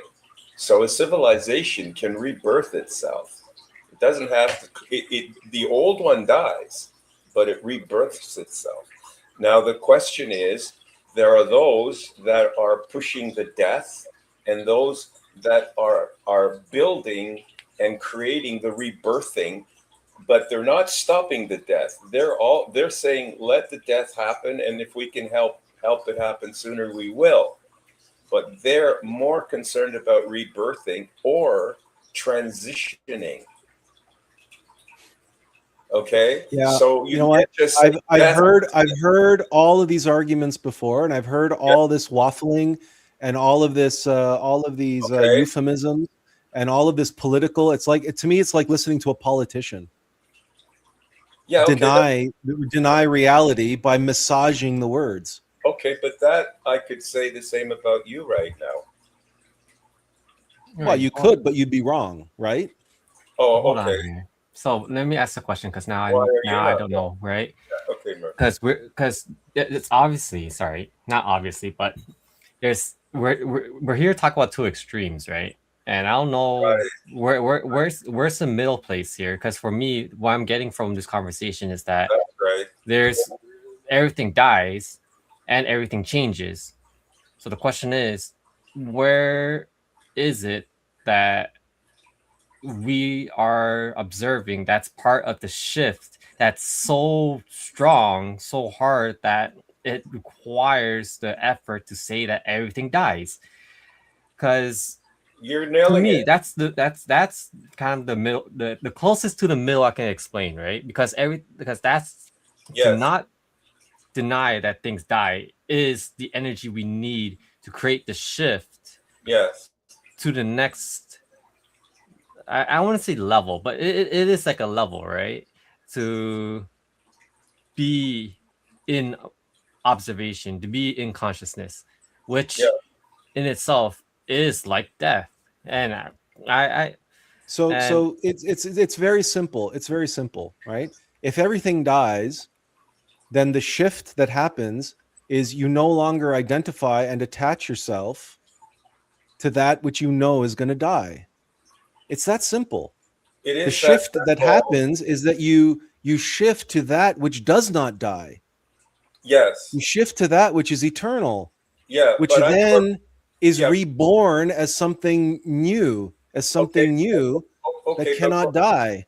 but what but here's the Murphy's thing. talking about is where I was trying to get to, even though I made it an extreme opposite position to yours, which is an extreme, okay, is the transitioning.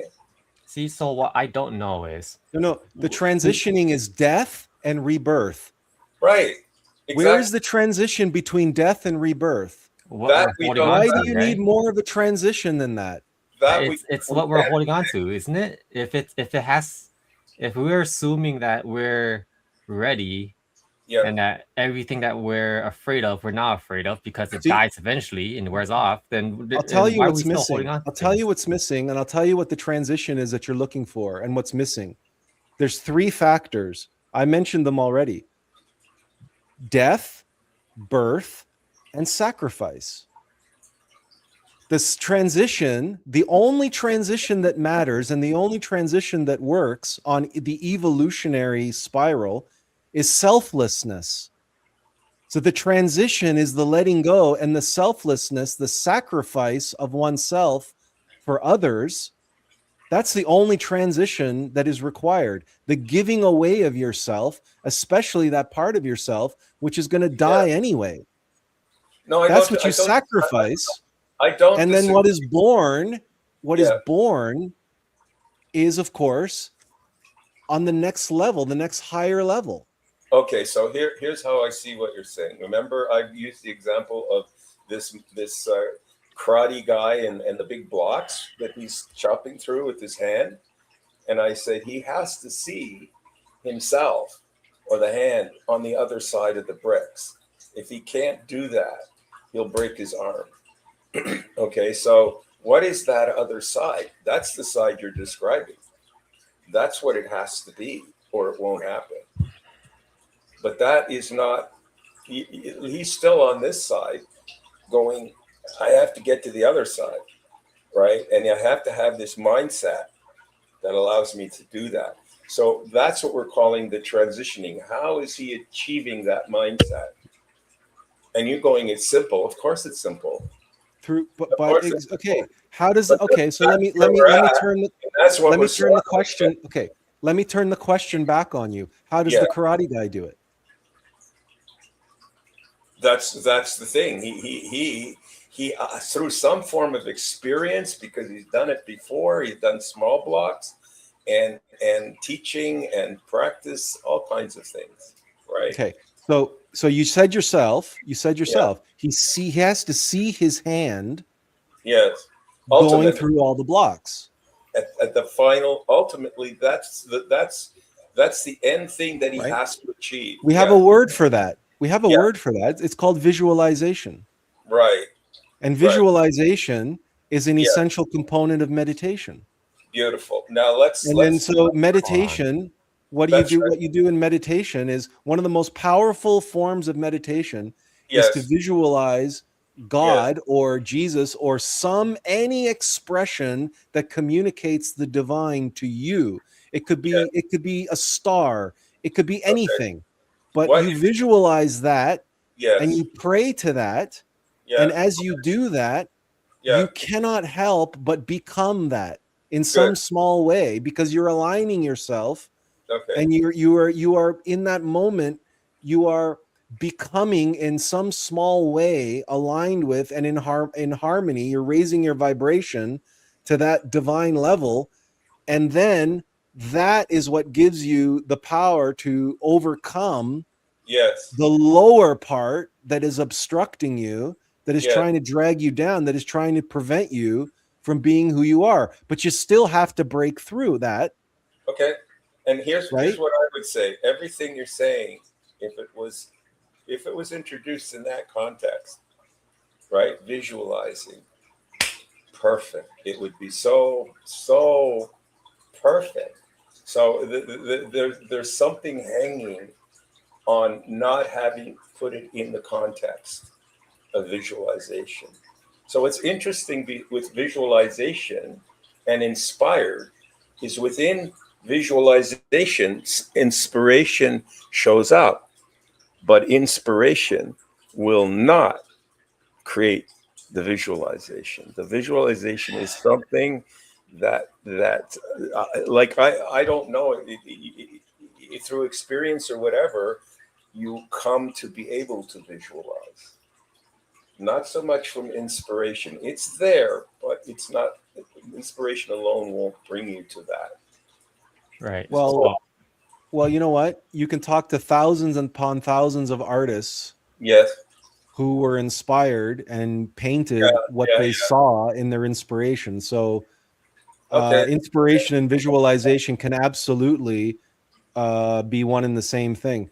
But before we continue, Benjamin asks, my question is this rebirthing spiritual or earthly? It can be both. Right. It can be both. We're talking about something on a level of archetypes, and an archetype can express on any levels of reality. So we could be talking about purely something that happens metaphysically in the psychology, so the death of an ego and a rebirth, so a rebirthing process that happens many times over one lifetime. Or we could be talking about the physical death and resurrection of Christ, or we could be talking about the physical death and rebirth of a humanity or a civilization. It doesn't matter. The archetype is the same. Birth, death, and sacrifice are the three factors of the Aum of life, which is the patterns of evolution and revolution. It doesn't matter, Benjamin. We could be talking about both or not, or well, not neither, but either is true. Anyway, Murphy, did you say you needed to go? No. Oh, I'm I was sorry. I misunderstood that. no. I was. What was it? I think I was asking a question, but I forgot what it was. No, but the thing about being spiritual and earthly at the same time, I think, has to do with how you integrate yourself with your being showing up as where you end up at. So you can be like if you're talking about where we're chopping bricks, like while we're 20 bricks, right? Then your being spiritually is you on the other side with those bricks already chopped up. But your earthly self is part of the what you guys are calling the visualization and the experience it takes to realize that you've practiced and you've done all that, and then you had to let it go in order to see that that wasn't everything. So that's part of earthly experience, in my opinion, because that part is how you get involved in the world, while the spiritual parts you already be on the other side. So with that said, I think the question for me to you is, what causes one person to do the visualization and not, in the example of chopping bricks, not break your hand? Because it's in a sense, visualization can be a trap, right? It's the exercise and the experience that we need, but can also be the trap. So my question is, how do you deal with it?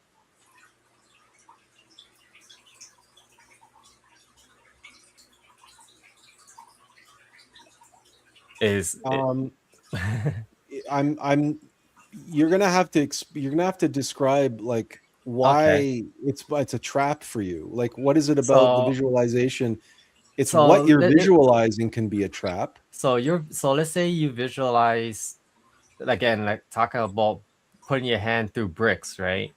Well, And let's get you're away from the martial arts sure. example, because that So requires years of practice and training and working with chi, and there's all kinds of other things. You cannot visualize your hand going through bricks and put your hand through bricks. That is never going to happen, not in a million years. you don't Right. know Okay, so that. let's move away Sorry. from that example because it muddies the waters. Pick another example. Uh, wait. Why is that a bad example? Because I think I know what you're saying, but Because it's not there, enough. Visualization is only a small part of the puzzle, you're right. Visualization is a small part of the puzzle, but in order to right? gain the very basics, which is that confidence and the ability to even want to do it, you had to go through visualization first. So, No, you don't start with visualization in martial arts. You start with practice. but how are you going to practice without being able to see the fact that that it's possible?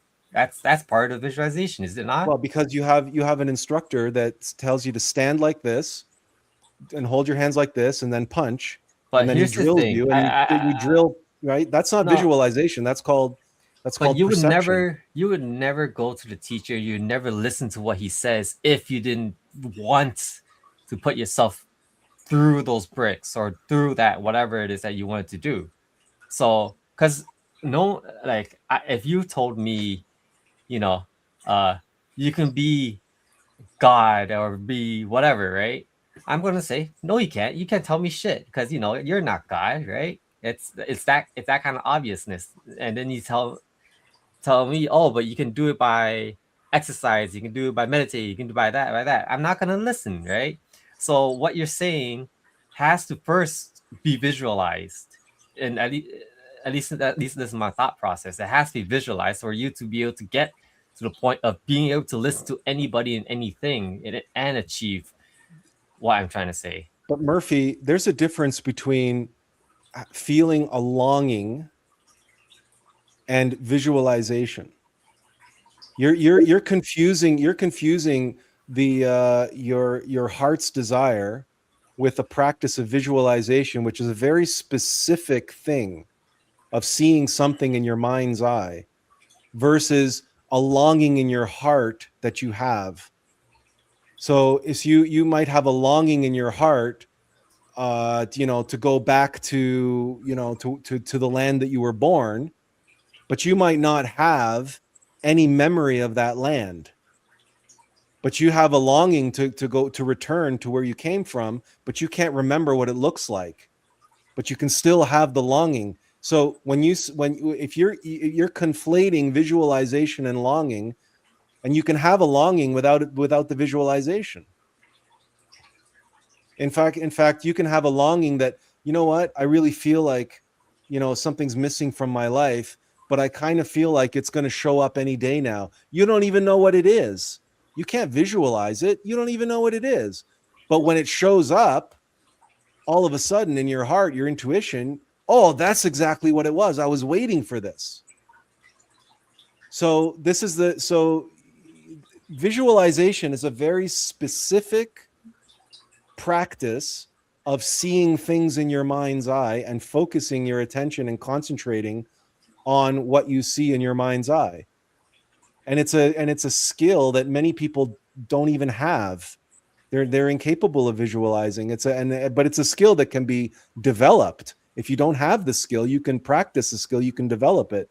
And one of the ways of doing that, there's a practice where you can look at a candle and focus on a candle, and then close your eyes and try to continue seeing the candle in your mind's eye until it evaporates, until it dissolves. Then you open your eyes again and re-establish the image of the candle. And then when you have it again, you close your eyes again and you see if you can hold the image in your mind's eye a little bit longer before it dissolves.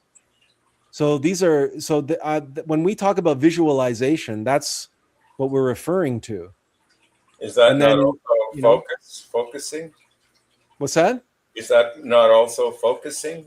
Well, you can focus, but 9 times out of 10, what you're focusing on, your eyes are open. Okay. Right? Yeah. That's not visualization, right? You're actually seeing something now, and we call that seeing. That we call that looking and seeing. Visualization is with your eyes closed and seeing with your eyes closed.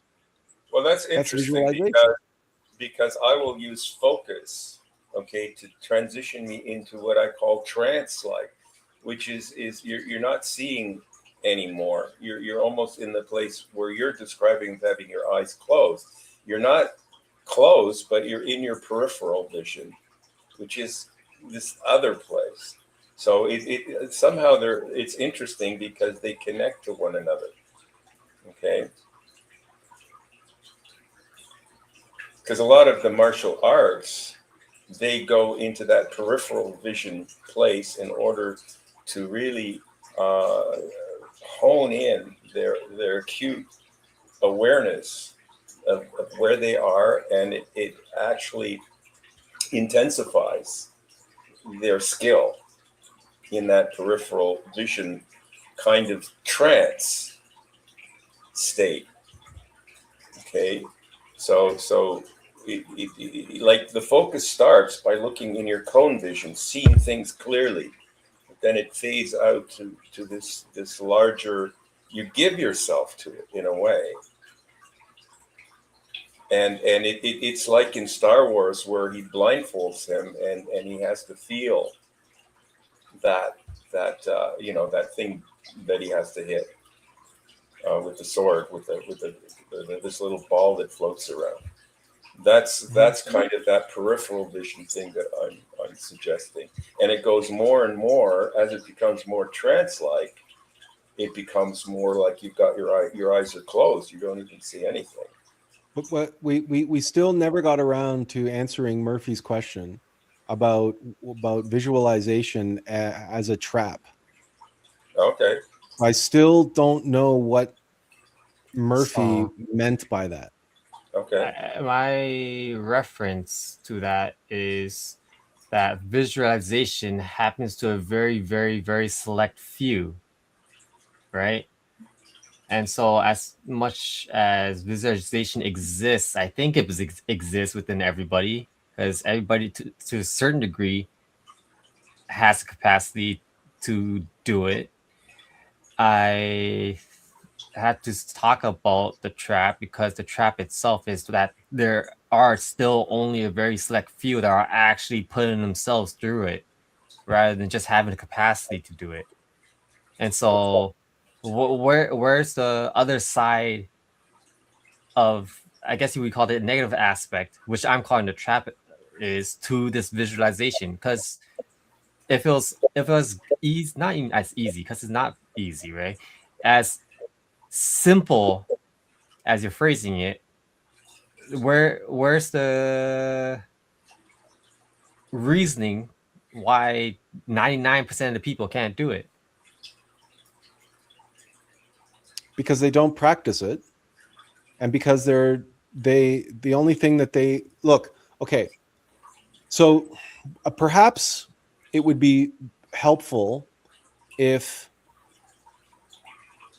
we talked about the two primary ways in which visualization is utilized, because visualization is a technical term, but it's primarily utilized in two ways. One is imagination, and the other is fantasy. Right. Okay. Now, the vast majority of people, their capacity for visualization is hijacked by their egos, their ego minds, and what they experience is fantasy. In other words, what they do with their ability to visualize is they fantasize. And it's based on greed, right? Like you said. It's based on greed or lust or gluttony or laziness or pride or any number of egos. People fantasize, right?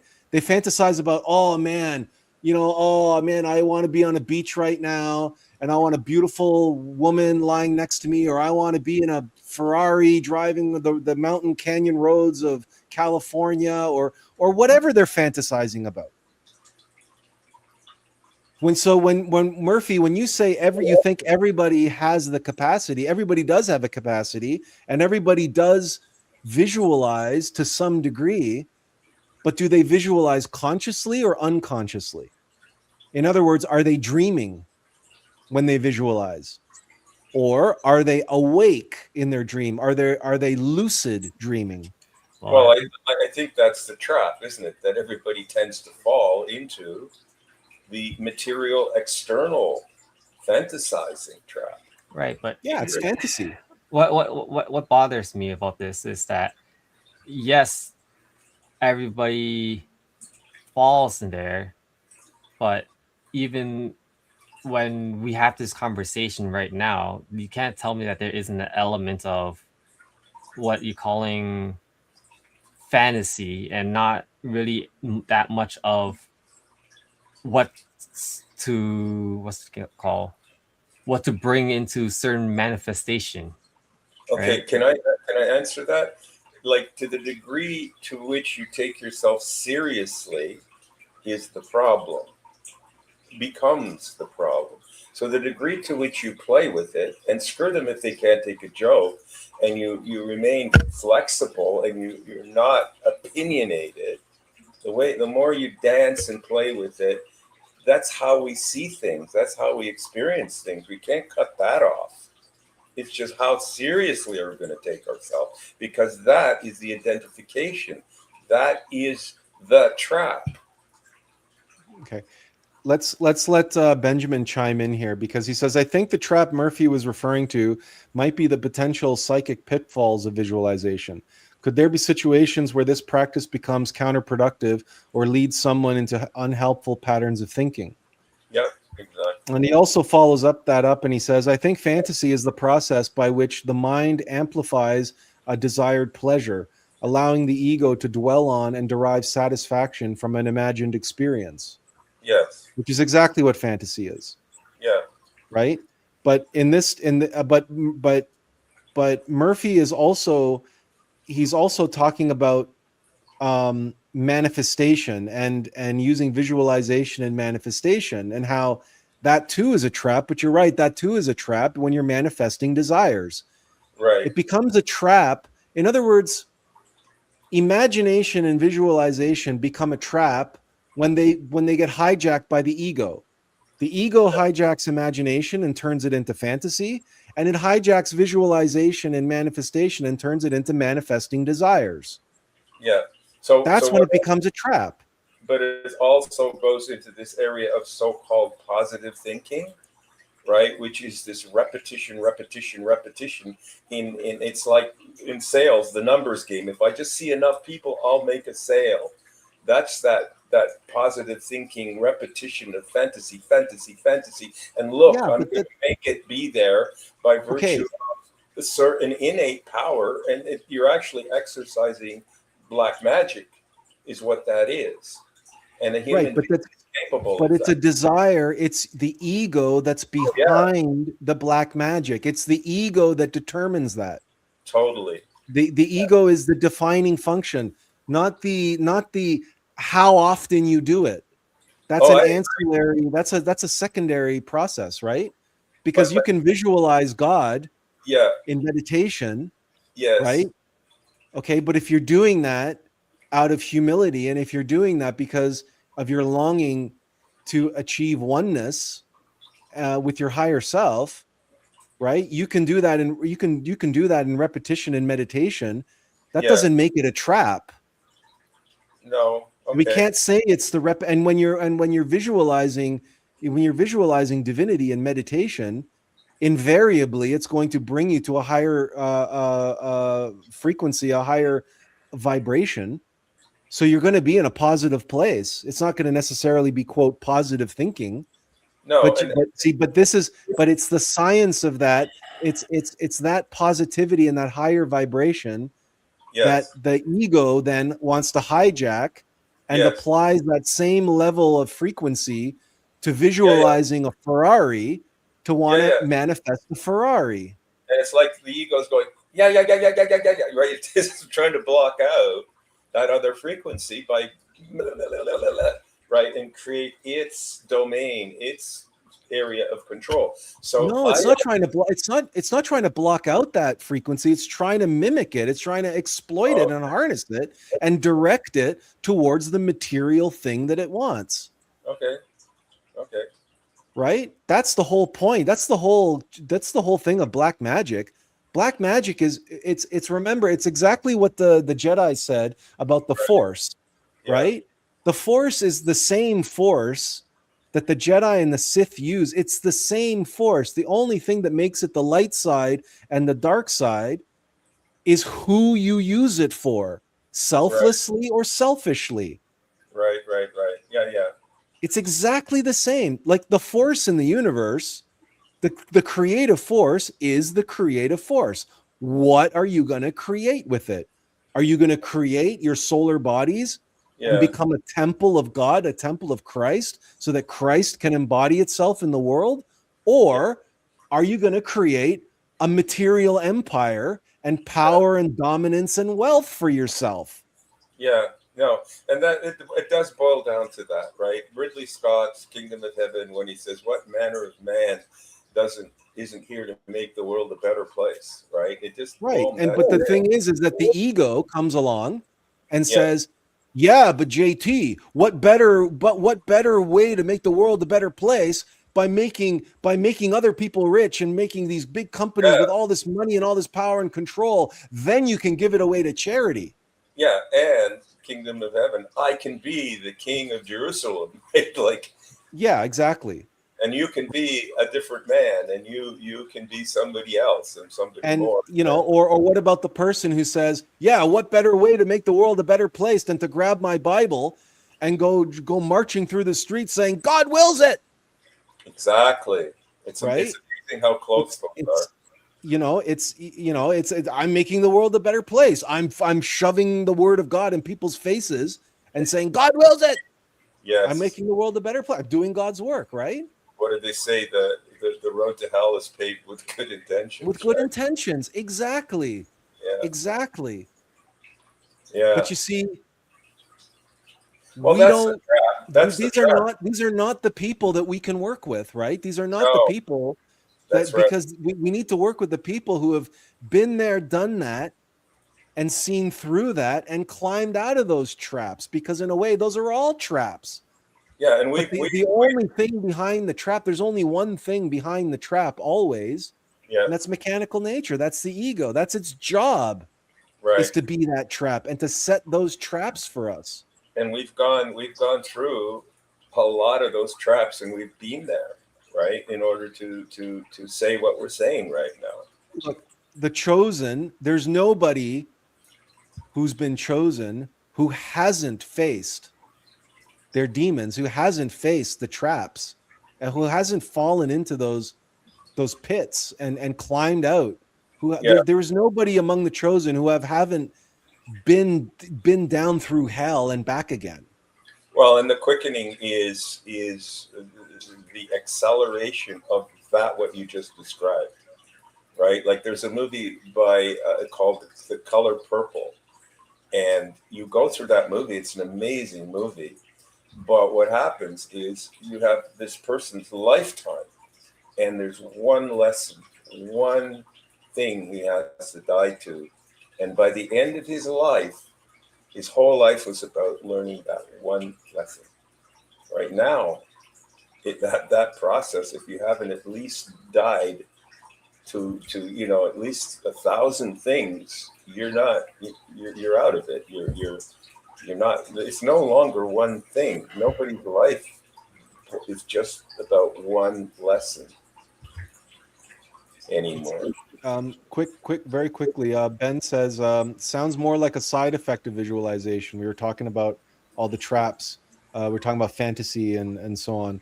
And Benjamin says, those repetition of positive affirmation is a form of self-hypnosis and black magic. Well, it can be, Yeah. Benjamin. It depends on the affirmation. And I've discussed this in a previous show, previous live stream. If you focus on the affirmation and you phrase it like, if you phrase it where you, in other words, you would phrase it something like, I am perfect intelligence. Just take that with a grain of salt. But let's say you're just repeating that over and over. I am perfect divine intelligence. I am perfect divine intelligence, right? You're affirming your ego. You're affirming your mystic pride. And if you use self-hypnosis and you hypnotize yourself, you put yourself into a trance and you're repeating that message over and over and over again, you're just affirming to your false self something that is false, but it's something that your false self, your ego wants to believe. Your mystic pride wants you to believe, because it's a trap. It's a prison, that belief. However, if your affirmation is, I am the humble embodiment of the divine mind of my being.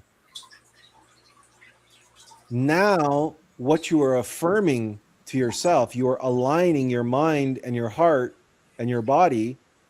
You're positioning yourself in the order of things where you belong. And you are stating an objective truth, and you are affirming this to yourself, to your subconscious mind. So your subconscious mind starts aligning to what you want your reality to be, which is a humble vessel and embodiment of the divine mind of your being. Yeah, and that's right. So it's how you phrase those affirmations. And I'm not a big fan of self-hypnosis. Don't get me wrong. I don't believe that that's helpful. Right. But to do this in meditation and to do the proper visualization while you're doing this, it can be very helpful, especially for those who have subconscious minds that are really messed up, that are really like chaos. They can be realigned through the process of affirmations and repetition, but they have to be done the right way. Yeah. Those. That's you see. In so many ways, it's like if you're gonna back to the Bronx, you have to practice. It's like practicing and aligning yourself to something, right? So I had affirmations like, within every advantage there's an equal and equivalent. Within every disadvantage there's an equal and equivalent advantage. So that everything that's bad, there's a benefit to be. So that your orientation, it's an affirmation.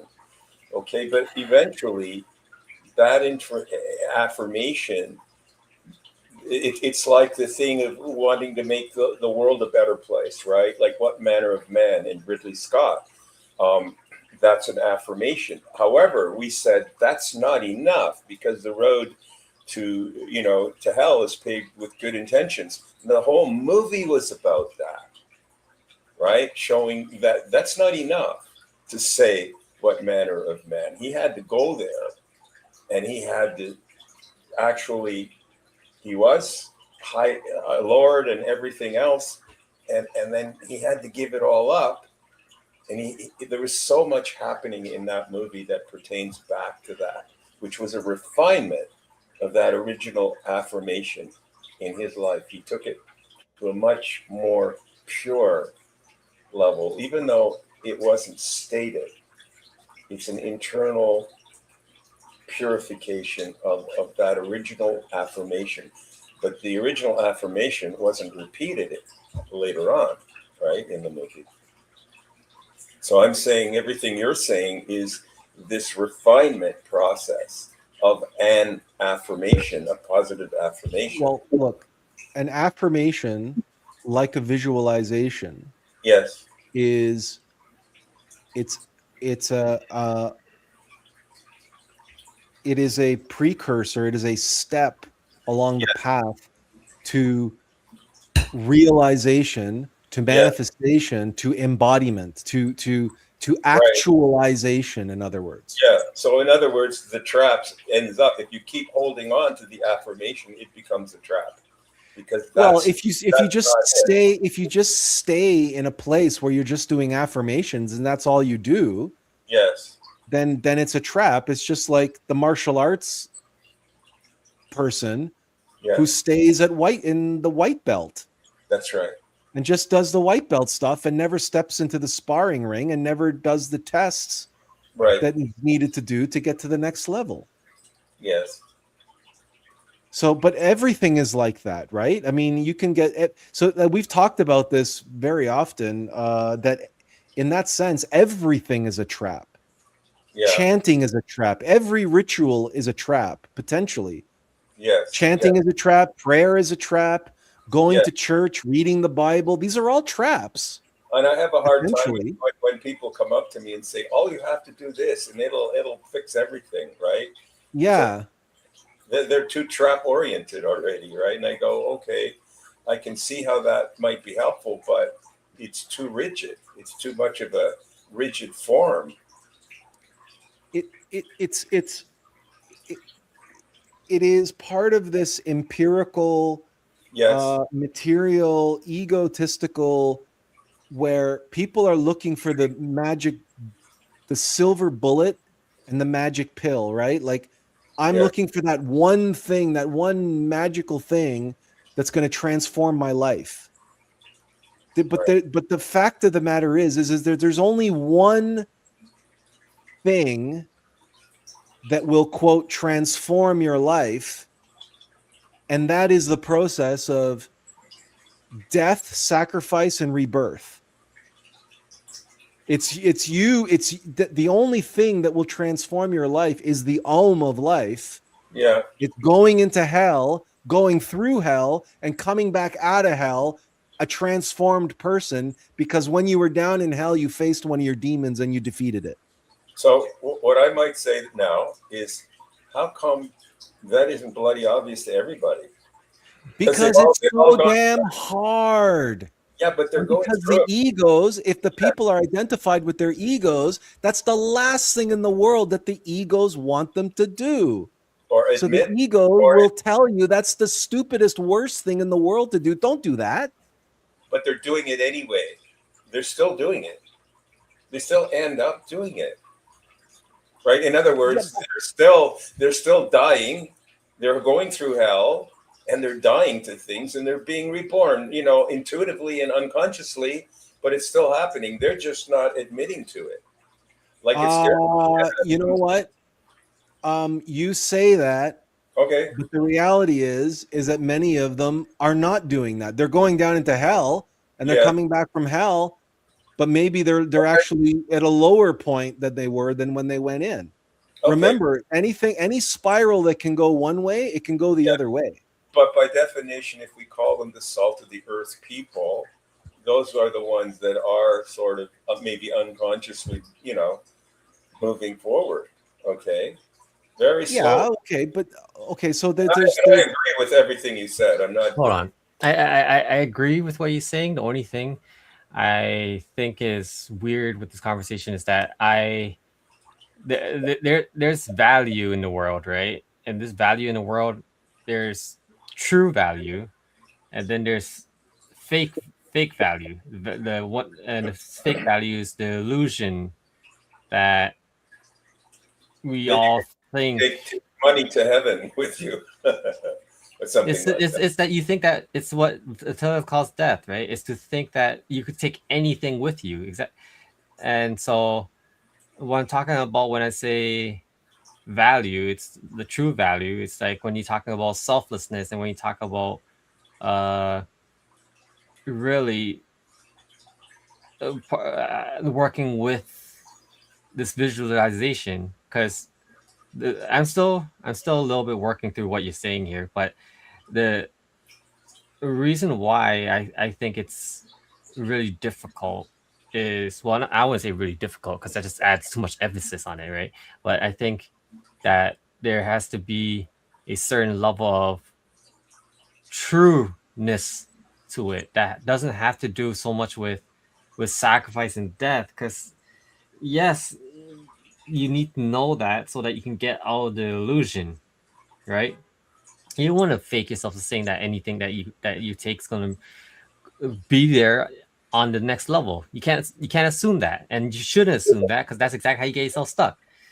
But what I'm saying is that what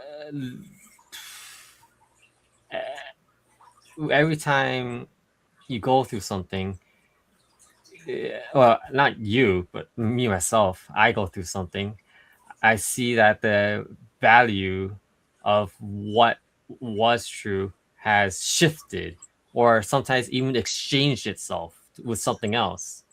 So that comes at, I wouldn't call it a price, right? The thing is, the way that this conversation is talking about, it makes it sound like it's a price. Like there's a price for this. And to me, like every time it's a shift, every time it's a maybe an exchange, you're not sacrificing anything. Your value is still the same. So it's like, I'm trying to explain it in so many ways, but that's what I'm trying to say. True. It's the true selflessness, not just selflessness, or not just death, not just whatever, right? Because Yeah, it gets really difficult, right, to just keep I'm, it there. I'm feeling what you're saying. Like, tell me if this. I've said, that I shoot the rapids. I sort of create. It's as if I see where I have to go, and I sort of shoot the rapids instead of just waiting to go over to Niagara Falls. So it's kind of a preparation and like what you would call sacrificing ahead of time, so that you don't have to pay this price at the end. So you go through this action of, well, I'm going to do these things now, and then they'll take me further down the river instead of just crashing at the bottom and hitting the rocks. So I call it shooting the rapids, and I'm suggesting everything you're saying is a kind of an awareness of how that's how things work, and there is a price to pay, right? And if you can start paying it off ahead of time, it's not going to be such a big price to pay at the end. So all of this has to be understood within the context of the law of cause and effect, right? Yes. The great Yeah. law of karma. Yeah.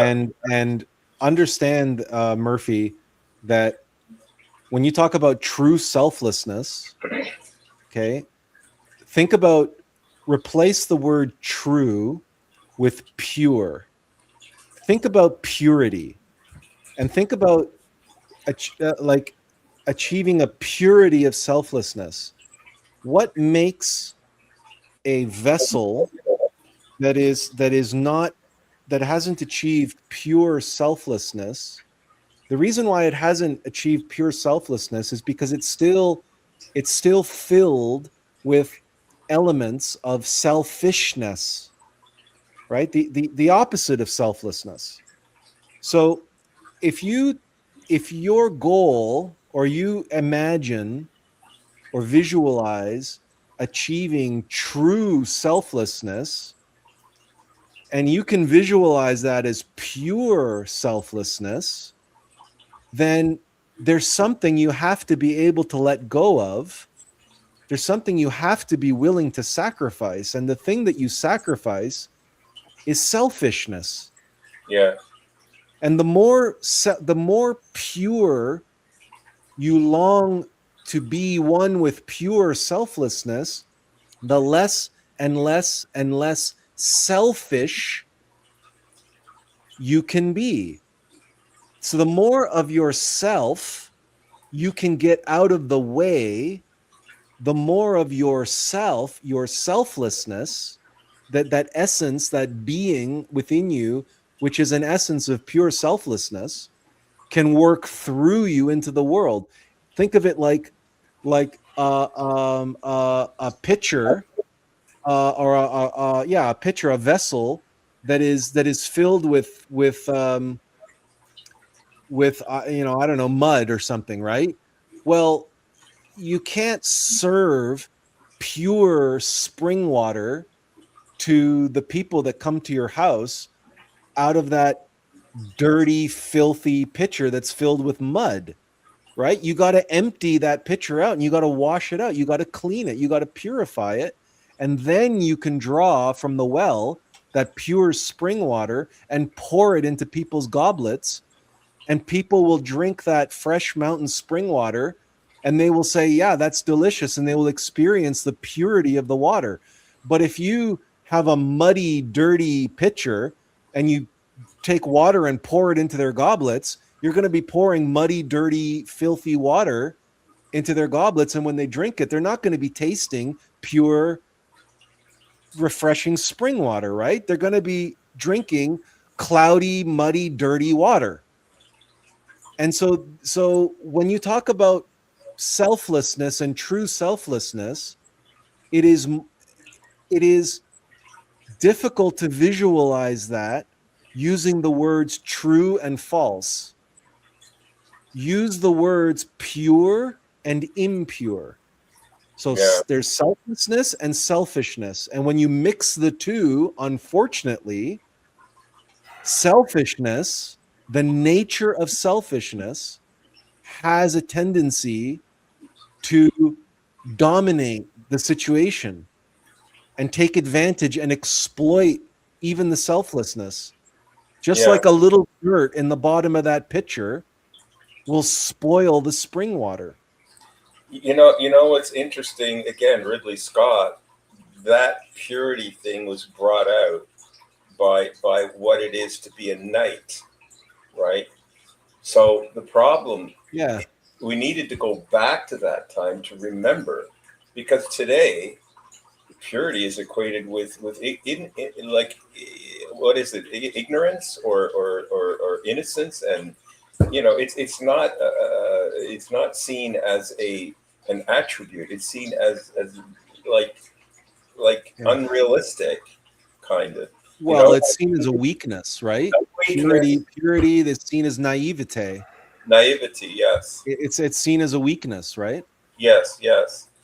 And it's hard to have it present itself as a prominent, powerful element, okay, today. So we need to say, look, this is what it was to be a knight.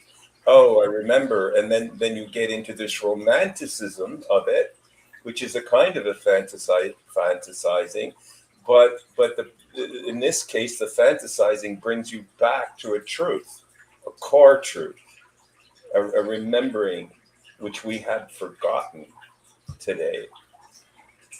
I rewatched The Lion King, okay, in preparation for today. And The Lion King, which is, of course, a very loose retelling of Hamlet, you have a situation where you have the heir to the throne living in exile, and he meets Timon and Pumbaa, right? Simba does. And he learns this motto they have called Hakuna Matata, which is no worries, right? Yeah. And so they're living the high life in this beautiful jungle somewhere in Africa, and then Nala comes looking for help, and she finds Simba, and she says, "Oh my God, I can't believe you're alive. Everybody thinks you're dead. You got to come back with me and save Pride Rock from Scar and the hyenas." And Simba says, "No, I'm not going back there. I know, I put that behind me. That's behind me now. I don't have any responsibility there. I'm not a king. I'm not anything. Hakuna Matata, right? No worries. Sometimes bad things happen. You put it right. It's this whole part of that movie where Simba is denying who he really is, his true self. Right. And there's this fantastic sequence in that movie where his father, the ghost of his father, appears to him in the clouds, right? Mufasa appears to him in the clouds, and he says to him, he says, "You have forgotten me." And Simba says, "No, no." And he says, "You have forgotten yourself, and so you have forgotten me." Yes. And it's one of the most profound, literal expressions of a higher self directly pointing the finger to the mortal self and saying, "You have forgotten me. Yes. You have forgotten yourself, and so you have forgotten me. You must Yeah. remember who you are. You are Yeah. my son. You are the rightful heir. You have to go and do what you need to do. You have to be who you need to be." Right. Yeah. And which is essentially, which is, you know, and this is when we talk about right, innocence or purity, and the world calls it naivete, and you know that there's something to that, in the sense that we can't go in with our eyes closed, and we can't go in, like you said, Wolfgang, with romantic ideas, No. right, that, like, we can't, because that's, like you said, that's like a fantasy, that's like an idea of Well, something. even in Kingdom of Heaven, right? He wasn't the son directly. He was a bastard son, kind of, right? But he Well, wasn't. yeah, exactly. Well, yeah, and the Frenchman certainly makes a Yeah, point yeah, of yeah. pointing that out, right, and So insulting him on that it isn't basis. any kind of fantasizing that brings him to Jerusalem. No, It's a no, pure thing, and he stays on that pure line, and that is what his father wanted him to find himself in, right? what I'm They what call it I'm knighthood, right?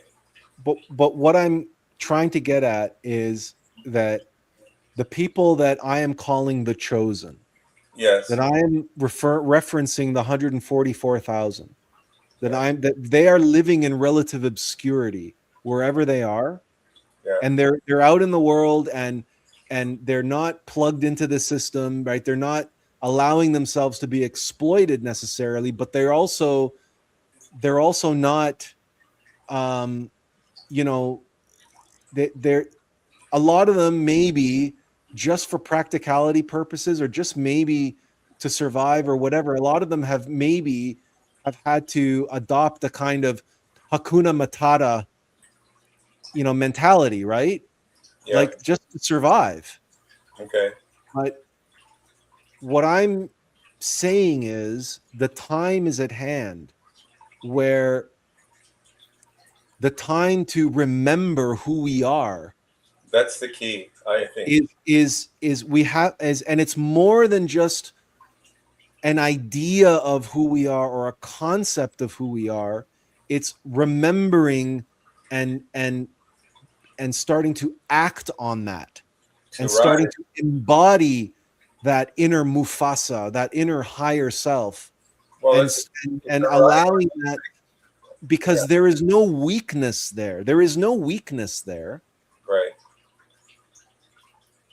and there's purity there, but no weakness and no naivete. No. If Well, there's we keep our eyes open yes.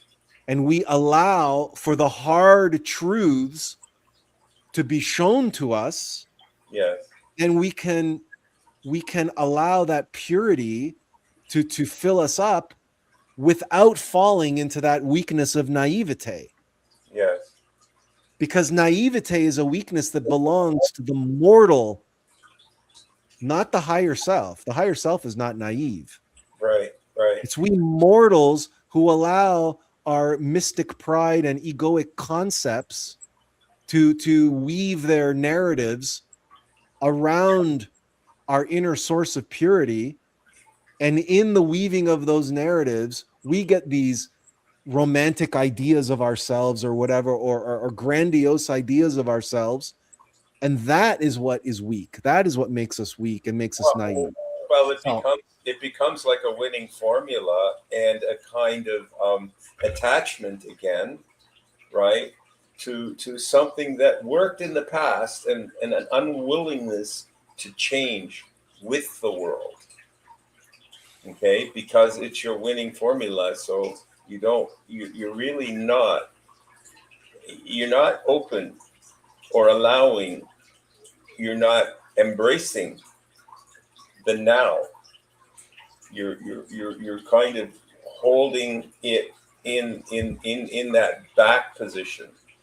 Okay, and so you're not rising to the occasion. You're not rising to being in the now and moving forward with everything that presents itself, full knowing that everything that shows up wouldn't show up if you couldn't handle it. Right. And So my question is, sorry, I interrupted you. My yeah, question yeah, is, does a person need enough, I guess you would say, signs, right? And the signs being like the things that exist for the present. Does a person need enough signs to show up in their life for that to be possible? Or can it just happen out of what you call inspiration? I don't want to say inspiration, it's a little bit too severe.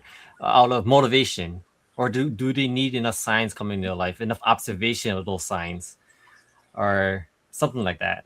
Or is that a science. requirement? Is what I'm Yes, asking. science to me feels like guardian angel, right? Well, And it happens at first, I think, for a yeah, lot of yeah, people, right? exactly.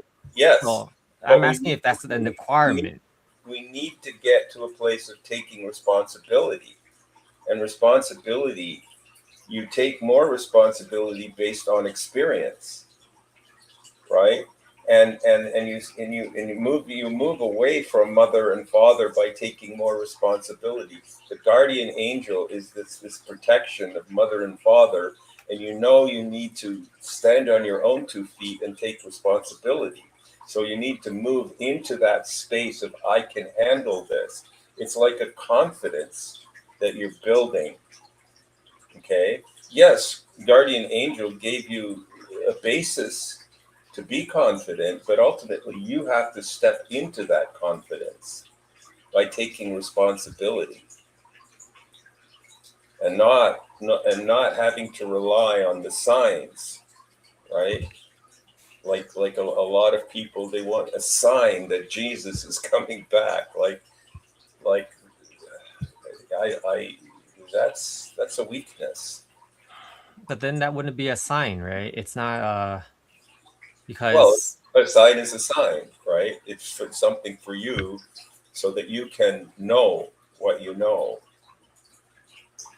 oh, sorry. I think a sign is something that that shows up, not something that you imagine, right? Because I don't know. I don't know. It might be something that you create for yourself, that you've imagined so that you could tell yourself something that. that I think that that's true, and I think that only happens maybe the first or second time, right? After, because after that is almost like your test, right? You put yourself through Yeah, yeah, that yeah, yeah. I so you see what you're saying. can move through to the next thing that I'm trying to say is to uh become pure, or what Attila calls, or what I was say pure, uh because uh, in I guess I don't want to say reality, but I think part of where we're at in the world is that without that experience, without you going into the world, having had this thing happen to you, and you at first seeing it like a sign, then you could still do all the selflessness, you can still do all the right things, but would still go on the wrong path, is what I'm trying to put out there. And I'm not saying what is the right and wrong path really, but Yeah, if we're yeah. talking about what's pure, then Well, that's what I'm talking about. I wonder if what you're saying is you're not conscious yet and you're doing this stuff intuitively, right? And just to keep doing it intuitively, and it does not give, isn't giving rise to consciousness, has to be a problem. It has to lead to some place that it has to create its own trap, its own problem, so that you get out of it in order to attain.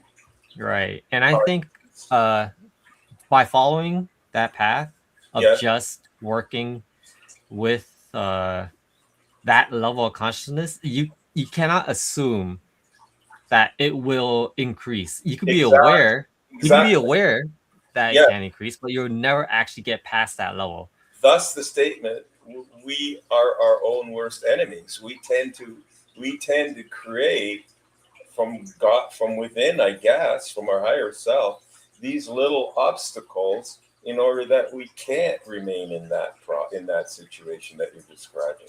So we have created our own obstacles to kick us out of there. So does that kind of say that not everything takes care of itself, or is it just Not or is that everything. over What? exaggeration? Say that again. Sorry.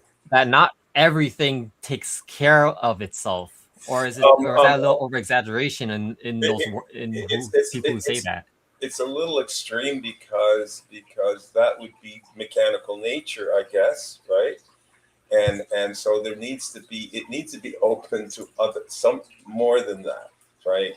And the more than that is it's opening itself to the higher self. The whole process is. Yeah, it's just when I think about the people who love, the people who are selfless, they have to have the foundation of everything will take care of itself, right? But I think again, like the words I'm trying to put down before is that it has this extreme to it that doesn't really get that reality.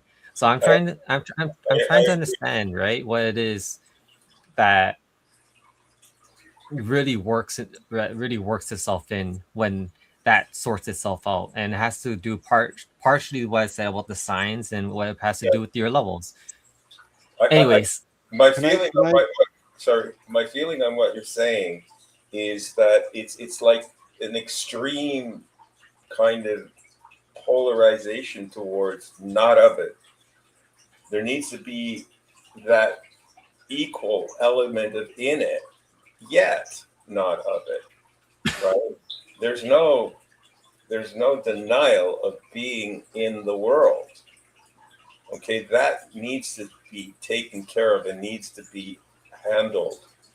You have to take care of your body, your avatar body. It may be avatar, it may not be your true self, but you have an obligation to take care of your body. It's been given to you. You know, it's take care of it. You know, I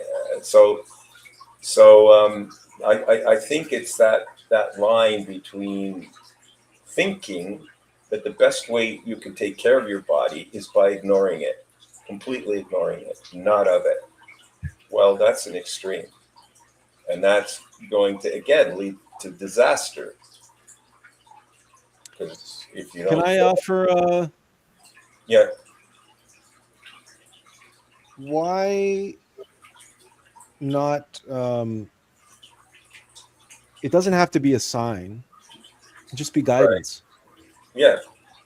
well, right? it's easy to say guidance now, right? But I'm bringing it up because we're living in the age of the quickening, right? And when I say quickening, I'm not sure everyone understands what that means, but I'll try to say that it is that everything's moving much faster and things are existing that we never thought of before or never had the opportunity to think before. So that's what the quickening is.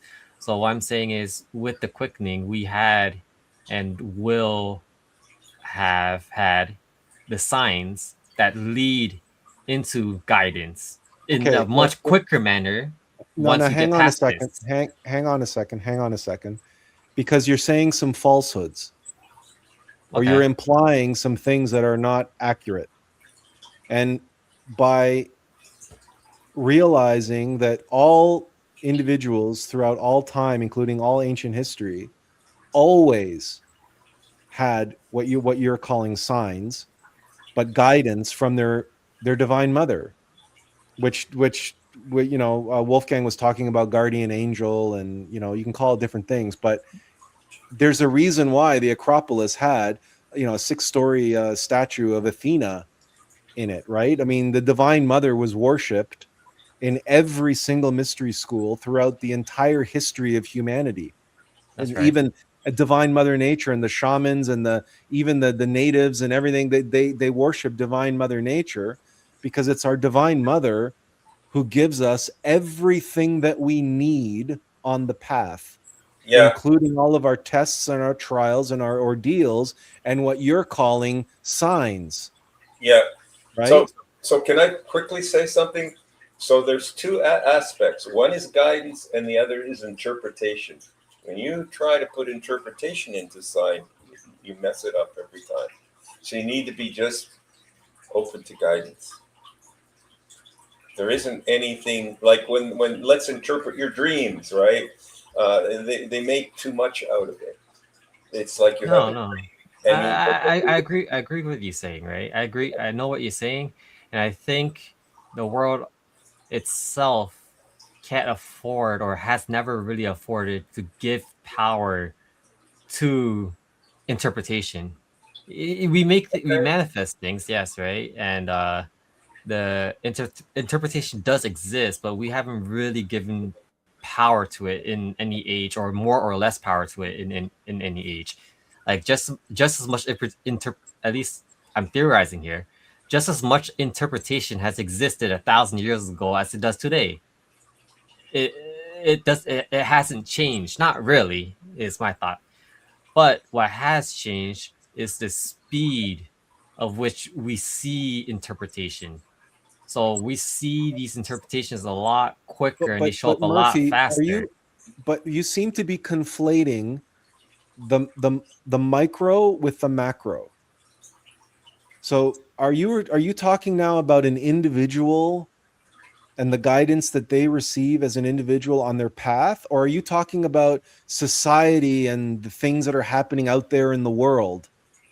Like these two things are related, but they're not on the same level. You can't make personal individual decisions about your path based on signs that you see in the macrocosm and say that, oh, because of that happened, this must mean this for me, because that's where a big problem of this interpretation comes in. right. Because we are a microcosm of the world. That's true, and everything that's happening in the world Yes, is a reflection of what's happening inside of us. That's also true, but it's very yes, dangerous to start interpreting, quote, signs that are happening out there in the world. Like, for example, if there's an earthquake, like there was an earthquake last week in the Philippines, right? Now, if there's an earthquake in the Philippines and I say, "Oh my God, I got to change something in my life," right. right? There's a disconnect there. That's not necessarily a sign that was put there by my Divine Mother for me.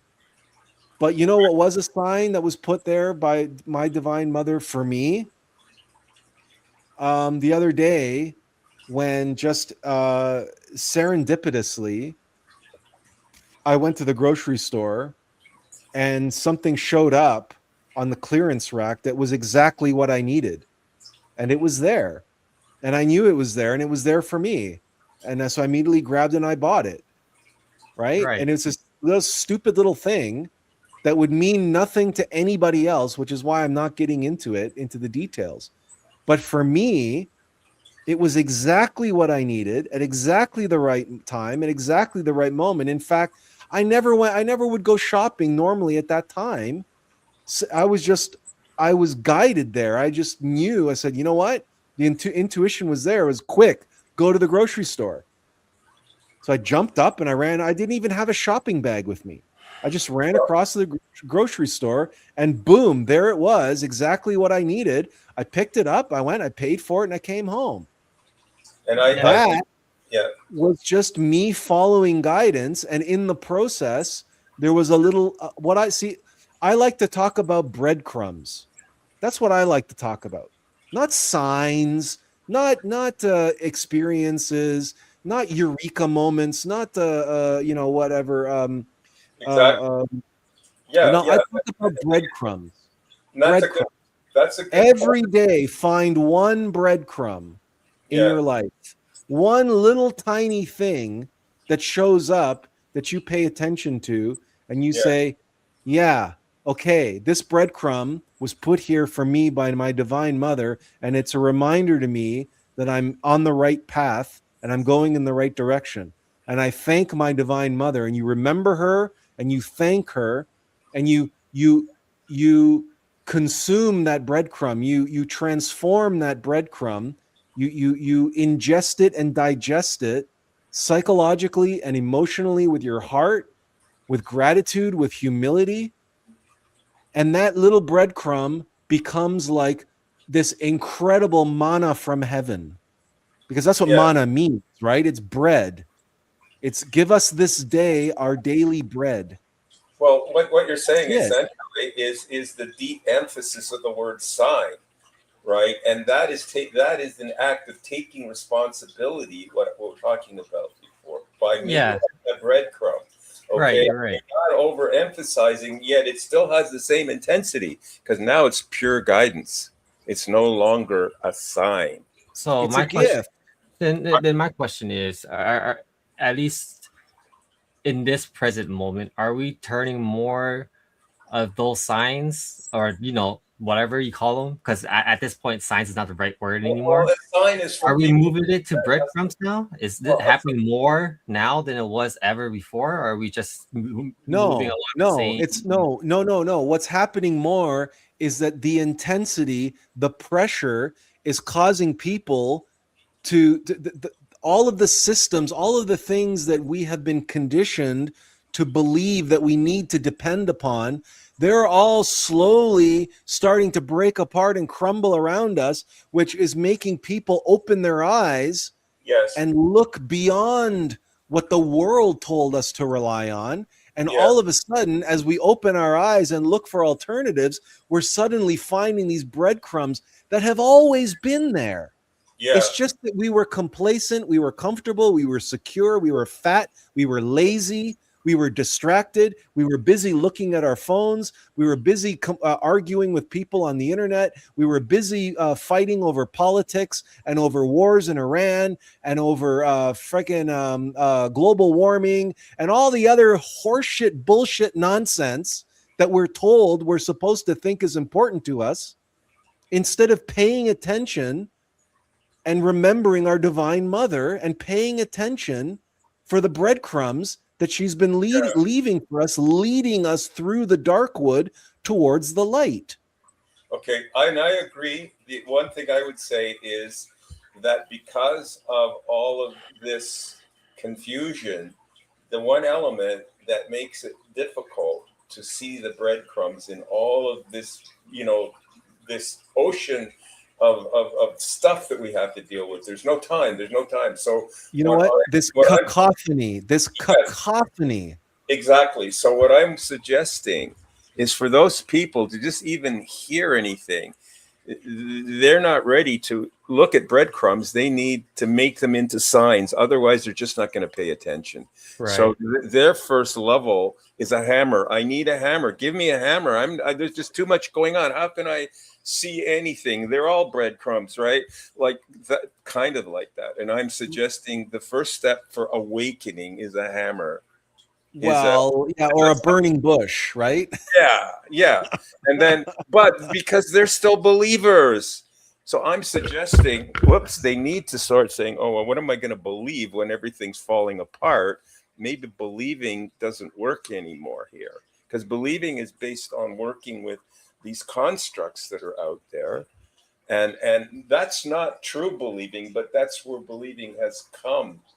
Otherwise, it wouldn't be a materialistic reality, because believing has created that material reality. So, Do you remember? Do you remember one of the Batman movies?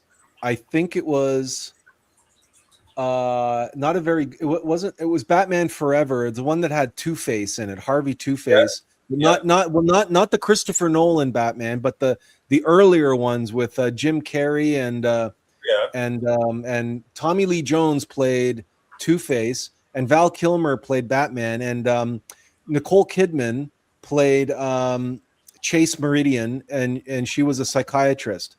And Right. if you recall, they were talking about Two-Face, and Batman says he always has that coin with him. And she says to him, she says, yes, the coin is an obsession that he has. It's a talisman, but that's something he's obsessed with, but it could be used against him. Okay. So in the final climax of the movie, Two-Face flips his coin like he always does to determine the outcome, right? Heads or tails. Yeah. And as he flips the coin, Batman takes a handful of quarters and throws them up into the air. Right. So in other words, when they come down, Two-Face doesn't know which one was his coin anymore, right? Yeah. This is very much Yes, this kind of grift. This is the kind of the chaos and the cacophony that we live in today. It's like it's like what Wolfgang was trying to get at. I can't find the breadcrumbs. It's because someone's taken a handful of rice and thrown them up in the air. And it's like how am I supposed to find the breadcrumb in the midst of all of this rice? And they're screaming like at least get it to light up so that I can see it in the confusion, right? So that's the sign. That's the hammer. But the thing is, though, is that the discernment, right, is that when you start to realize the differences between breadcrumbs and rice, and you start, but this requires experience and discernment. And but listen, I'm going to let Benjamin chime in here because it's on topic. Benjamin says, hang on. He says, signs may serve as confirmations of a message we are meant to receive from God, but they are often understood through reflection, discernment, and their consistency with deeper spiritual principles. Right. So another way of saying that is that we cannot find the breadcrumbs. We cannot see the signs, okay, if we are acting unethically, or if we are acting overtly against the will of our being. Because using my analogy of the rice and breadcrumbs, we only have the capacity to see what we are. That's right. So if we are in our ego all the time and we're being self-centered and we are self-righteous, mystic pride, or lazy, or angry, or afraid, or whatever it is, we are only going to see rice. We're not going to see the manna from heaven in the same way. Or if we do, we are going to react harshly against it, and we will be driven away from the signs when they show up. We will be repulsed by the signs. Yeah. And we will convince ourselves, we will rationalize why that's not that, or why it means something else, or why it was just a coincidence, or why, you know what I mean? We'll talk ourselves out of it. But many people do. And Benjamin, I'm sure, knows people who have experienced signs and serendipities and everything, and they'll just chalk it up. Oh, you know what? That was coincidence. That's why they also talk about the hypocrisy of religion, of religious people, right? Because the believing is exactly what you're saying. They're hiding their egoic self. They're not confronting that within themselves, and so they're kind of praying and asking for a sign when they're not in a position to even receive a sign. And unfortunately, this comes back to what you were saying, Wolfgang, about interpretation. Sometimes people experience signs which, in their own mind, affirm beliefs that they have, especially about themselves, which may not be true, but they are interpreting things that happen to them as signs that they must be on the right path, and that Right. they must be right. So, for example, and this is dead serious now. That billionaire that I met this week, JT, he absolutely believes that his wealth and success are signs of his value as a human being. Yeah. And that he looked down on me and talked down on me and shat on me and told me that I'm not worth listening to Yeah. because I am not wealthy like he is. Yes. That if Yes. I really had something of value to say, that I would be charging money to people to Yeah. hear it, and people would be paying money to listen to me if I Yeah. was truly had something valuable to say. So this is how I say this is how something inside of him that has taken control of his life and of his person Yeah. interprets his world. This is how he sees his world, that money and status is actually a barometer for whether or not someone is a valuable person, meaning whether or not they are a good person to know and have in your life. But he's just demonstrating that saying of it's easier for the camel to pass through the eye of the needle than it is for a rich man to get to heaven. He's just exemplifying that, and he's like doubling down on that one, going like, what is he saying? I don't care about heaven. Like, what is he saying? Heaven is irrelevant to me. Like, no, he's saying he's a good man. No, it's exactly. He thinks that he can buy his way into heaven. You see, it's sounding Right? a lot like I mean, a winning formula. why do you think they all start giving away their money when they get to old age, and they start giving away their money and getting their name on hospitals and Yeah, elementary schools, and they start giving away all their money? Why? They're trying to buy their way into heaven. but poor people do the same thing. I knew someone who said, that he if you let me win the lottery, I will promise Yeah, you well, that I'm yeah. going to give everything to charity, all of it, right? And he Yeah, thinks well, you're going to let him win. which is funny but guess what? Then you'll be in exactly the same boat you're in now, Yes. right? Anyway, So why don't you just live your life now without the lottery? yeah, I know, it's weird. Yeah, yeah. But anyway, listen, we're at the 3 hour mark. I know that you guys joined late, but I Yeah. still started on time. So Yeah. we're at 5 o'clock. This where it's fine, it's good. It's like I said at the beginning, I wanted to I want to focus my attention on on those who are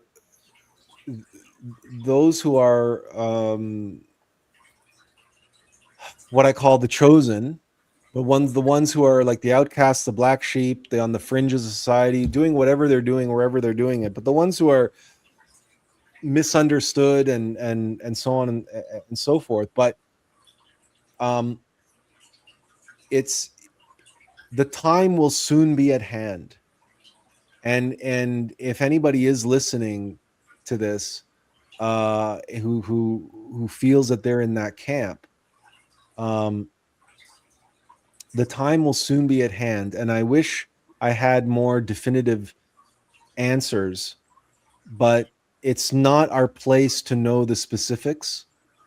It's our place to prepare ourselves, Yeah. and what we're preparing ourselves for is a it it it's very rapid change. Like it's going to be even more rapid change than any of us have experienced in our lifetime. Yeah. What I'm feeling is we need to be ready to rise to the occasion when the occasion arises, right? So we're both arising while it's arising. So we're being in the moment. by being willing to rise. So, that's if you were to say what is that, you would say that's being optimally fluidic, and that's being optimally allowing. And I don't want to reduce it to that, but I'm just saying that's where we do need to be anyway. Mutaga 33 says the disciples of Christ had tremendous impact on Roman, Greek, Egyptian, Ethiopian societies up until now, yet they lived a very poor material existence.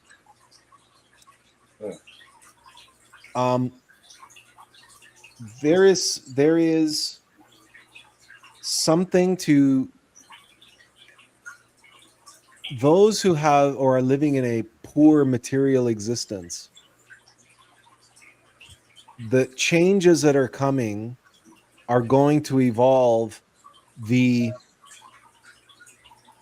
rapid decline and possibly collapse of these so-called material systems. So what that means is everybody who has hitched their wagon to that particular horse, yes, they're going to be dragged down as those materials, as those horses collapse. Those wagons are going to be dragged down with those horses. yes. Those of us who have not hitched our wagons to that horse, comes to, if I can mix my metaphors here, we have the chance then to be, quote, the last men standing. Yes. Because we never hitched our wagons to that horse, and we can rise above. Everybody else is going to be freaking out and floundering because they're all going to be desperately clinging and grabbing and trying to, hold on to what they think they have. Meanwhile, they don't really have anything. They have entries on computerized ledgers, right? They don't really have anything. It's all smoke and mirrors, right? The whole monetary system, the whole finance system and economic system and material system, it's all just vaporware. It's all just numbers on computers, right?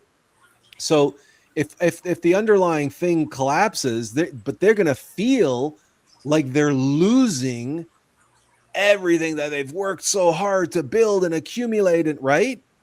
But for those of us who have nothing to lose, we're going to be the ones who are perfectly calm, and perfectly controlled, and perfectly we're going to be the strong ones. Everybody else is going to be losing their shit and panicking. It's right in the Bible. There will be much wailing and gnashing of teeth. The chosen are the ones who are going to be que sera, sera. It is what it is.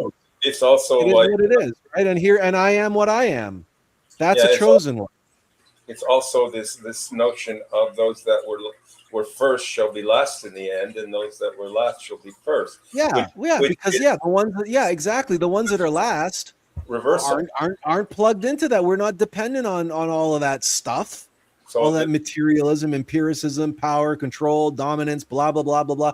So when the tsunami comes and wipes all of that away, and all those people are freaking out, we're just going to be there going, hey, guess what? Why don't you? People are going to be like, why aren't you freaking out? I'm like, why should I freak out? What's the difference? Why should I allow this to disturb me? Yeah. It is what it is. It's going to pass. It's a storm. It's going to pass. Doesn't affect me. I never allowed myself to become attached or identified to any of that stuff. But you see, again, I don't want to call it a sign, what you're describing, but it's a calling to rise for those, and that has to come from within to rise. But it's just to be. Oh yeah, of course. Right. Course. But the rise is an illusion as everything else falls. Yes. The ones who are just being appear to rise. Exactly. Right? Because it's relativity, right? If the horizon drops, The tree that was just standing there the whole time, right, appears to rise over the horizon, like a ship coming in over the horizon. Okay. But it's just a ship that's being. Yeah, And that's the thing. That's when you say like rising on the tide or whatever. Just be. Yeah, and the being is this wonder and this awe of it's glorious. I mean, it went. It's like you're in hell, and yet you're seeing the splendor of something, right? Like it's not like you're not also, in a sense, being a little melancholy about all of the death that surrounds you and all of the decay. Well, it's here's the thing. It's noticing all of that, but Yeah. it's moving it towards what you guys were calling breadcrumbs, right? Because it's not such a huge deal to the ones to the chosen ones, because they're all breadcrumbs that show up for things to happen. So, and I think in that sense, it's not such a huge deal in the grand scheme of things, because that's how you move yourself towards just being and not having to be there, because having to be there is where shit goes and hits the fan and you're like, what the hell happened? Like it doesn't need to be like that. And I think the anxiety that exists amongst a lot of people who could be watching this is like, am I going to hit that fan? Like maybe not, but as long as I think you can move through and navigate through the things that are being said and pick up the breadcrumbs rather than the severity of what we were talking about with what I was saying before with the signs, then things will be all right. Things will work. So Benjamin says it's like we're safe in the ark, and I have a particular angle on that. That why he would say such a thing, and that angle is this. I've shared this before too, so this is nothing new. But where is it now? Here we go. Right, that's the tree of life in Kabbalah, and this is the monad, right? The monad is this triangle, the lower triangle, and then you see this box. So this is the monad is the lower triangle. That's the ark of Noah, and the box is the house or the hut on the ark of Noah. But it's also the box that is the ark of the Hebrews, the ark of the covenant, and above that is the upper triangle, the upper trinity of the tree of life that's formed by the two cherubim, the two angels, right? This is the ark of Noah, and that's the ark of the covenant. And these two symbols, these are the two arks of the Old Testament. And as you see, these are the two arks, and what's in the middle is the union of the upper triangle and the middle triangle of the tree of life. This is the monad, or the higher self, and then this is the Christ and the Father and the Divine Mother. And where these two triangles meet, that's Da'at. That's the six-pointed star of David, but that's Da'at, what we call Gnosis. So for Benjamin to say it's like we're safe in the ark, this is a person. The tree of life is a person. Right. The ark is within. And what is precious, the law, right? And the what lives forever, what needs to be preserved inside the ark, it's the higher self and our connection to our innermost intimate Christ. And the knowledge of self, the self-knowledge, that is gnosis, that is da'at, that is what is inside the ark. And that is what we preserve. That is what the chosen preserve. Because what do you put in an ark? That which will seed the next humanity. And what else do you put in an ark? The knowledge, the law that will guide the next humanity. These are the two arcs, and that's what the chosen are. They are the seeds of the next humanity, and those who will guide the next humanity, get it going in the right direction. Right. And I think the important thing to add here is that it's never about the quantity of how that shows up. It's always about the quality of how that shows up. So don't ever try to mistake the things that show up as being more, as in more things are happening in situation by situation, but see it more as the quality of how big and important these things exist in its value, rather than just being overwhelmed by it. So that's all I want to add to that. So, got a couple quick comments here. We've got Wesley Curry, who says the 144,000 are all alive now and scattered around the world on this day. He also says that they're all young children. He says none are adults. And he said the 144,000 never used TV. And he also says the 144,000 never watched TV. And he says they're all Jewish. Jesus made them so. None of their parents are Jewish. Okay, so we got a believer in there who's spamming the chat with what he thinks is true. Okay, so listen, I want to thank you all for taking the time and spending it here today.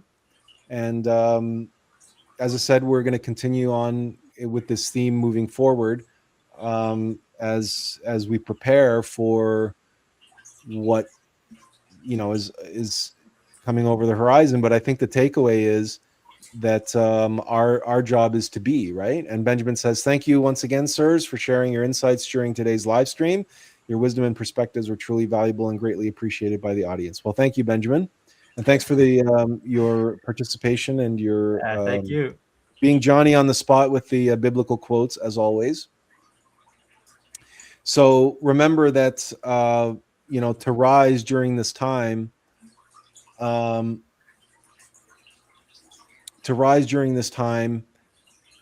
is to be, and to be is to know yourself and to be one with that self, your innermost intimate Christ. Well, interesting. Unfortunately, that being now requires a rising to being, right? So yeah. I got a couple more comments coming in, but it's just an individual who's wanting to he just wants to be heard more than anything. So I want to thank everybody for being here today, and hopefully we'll see you all next week. And until then, as always, inferential peace. Take care, everyone.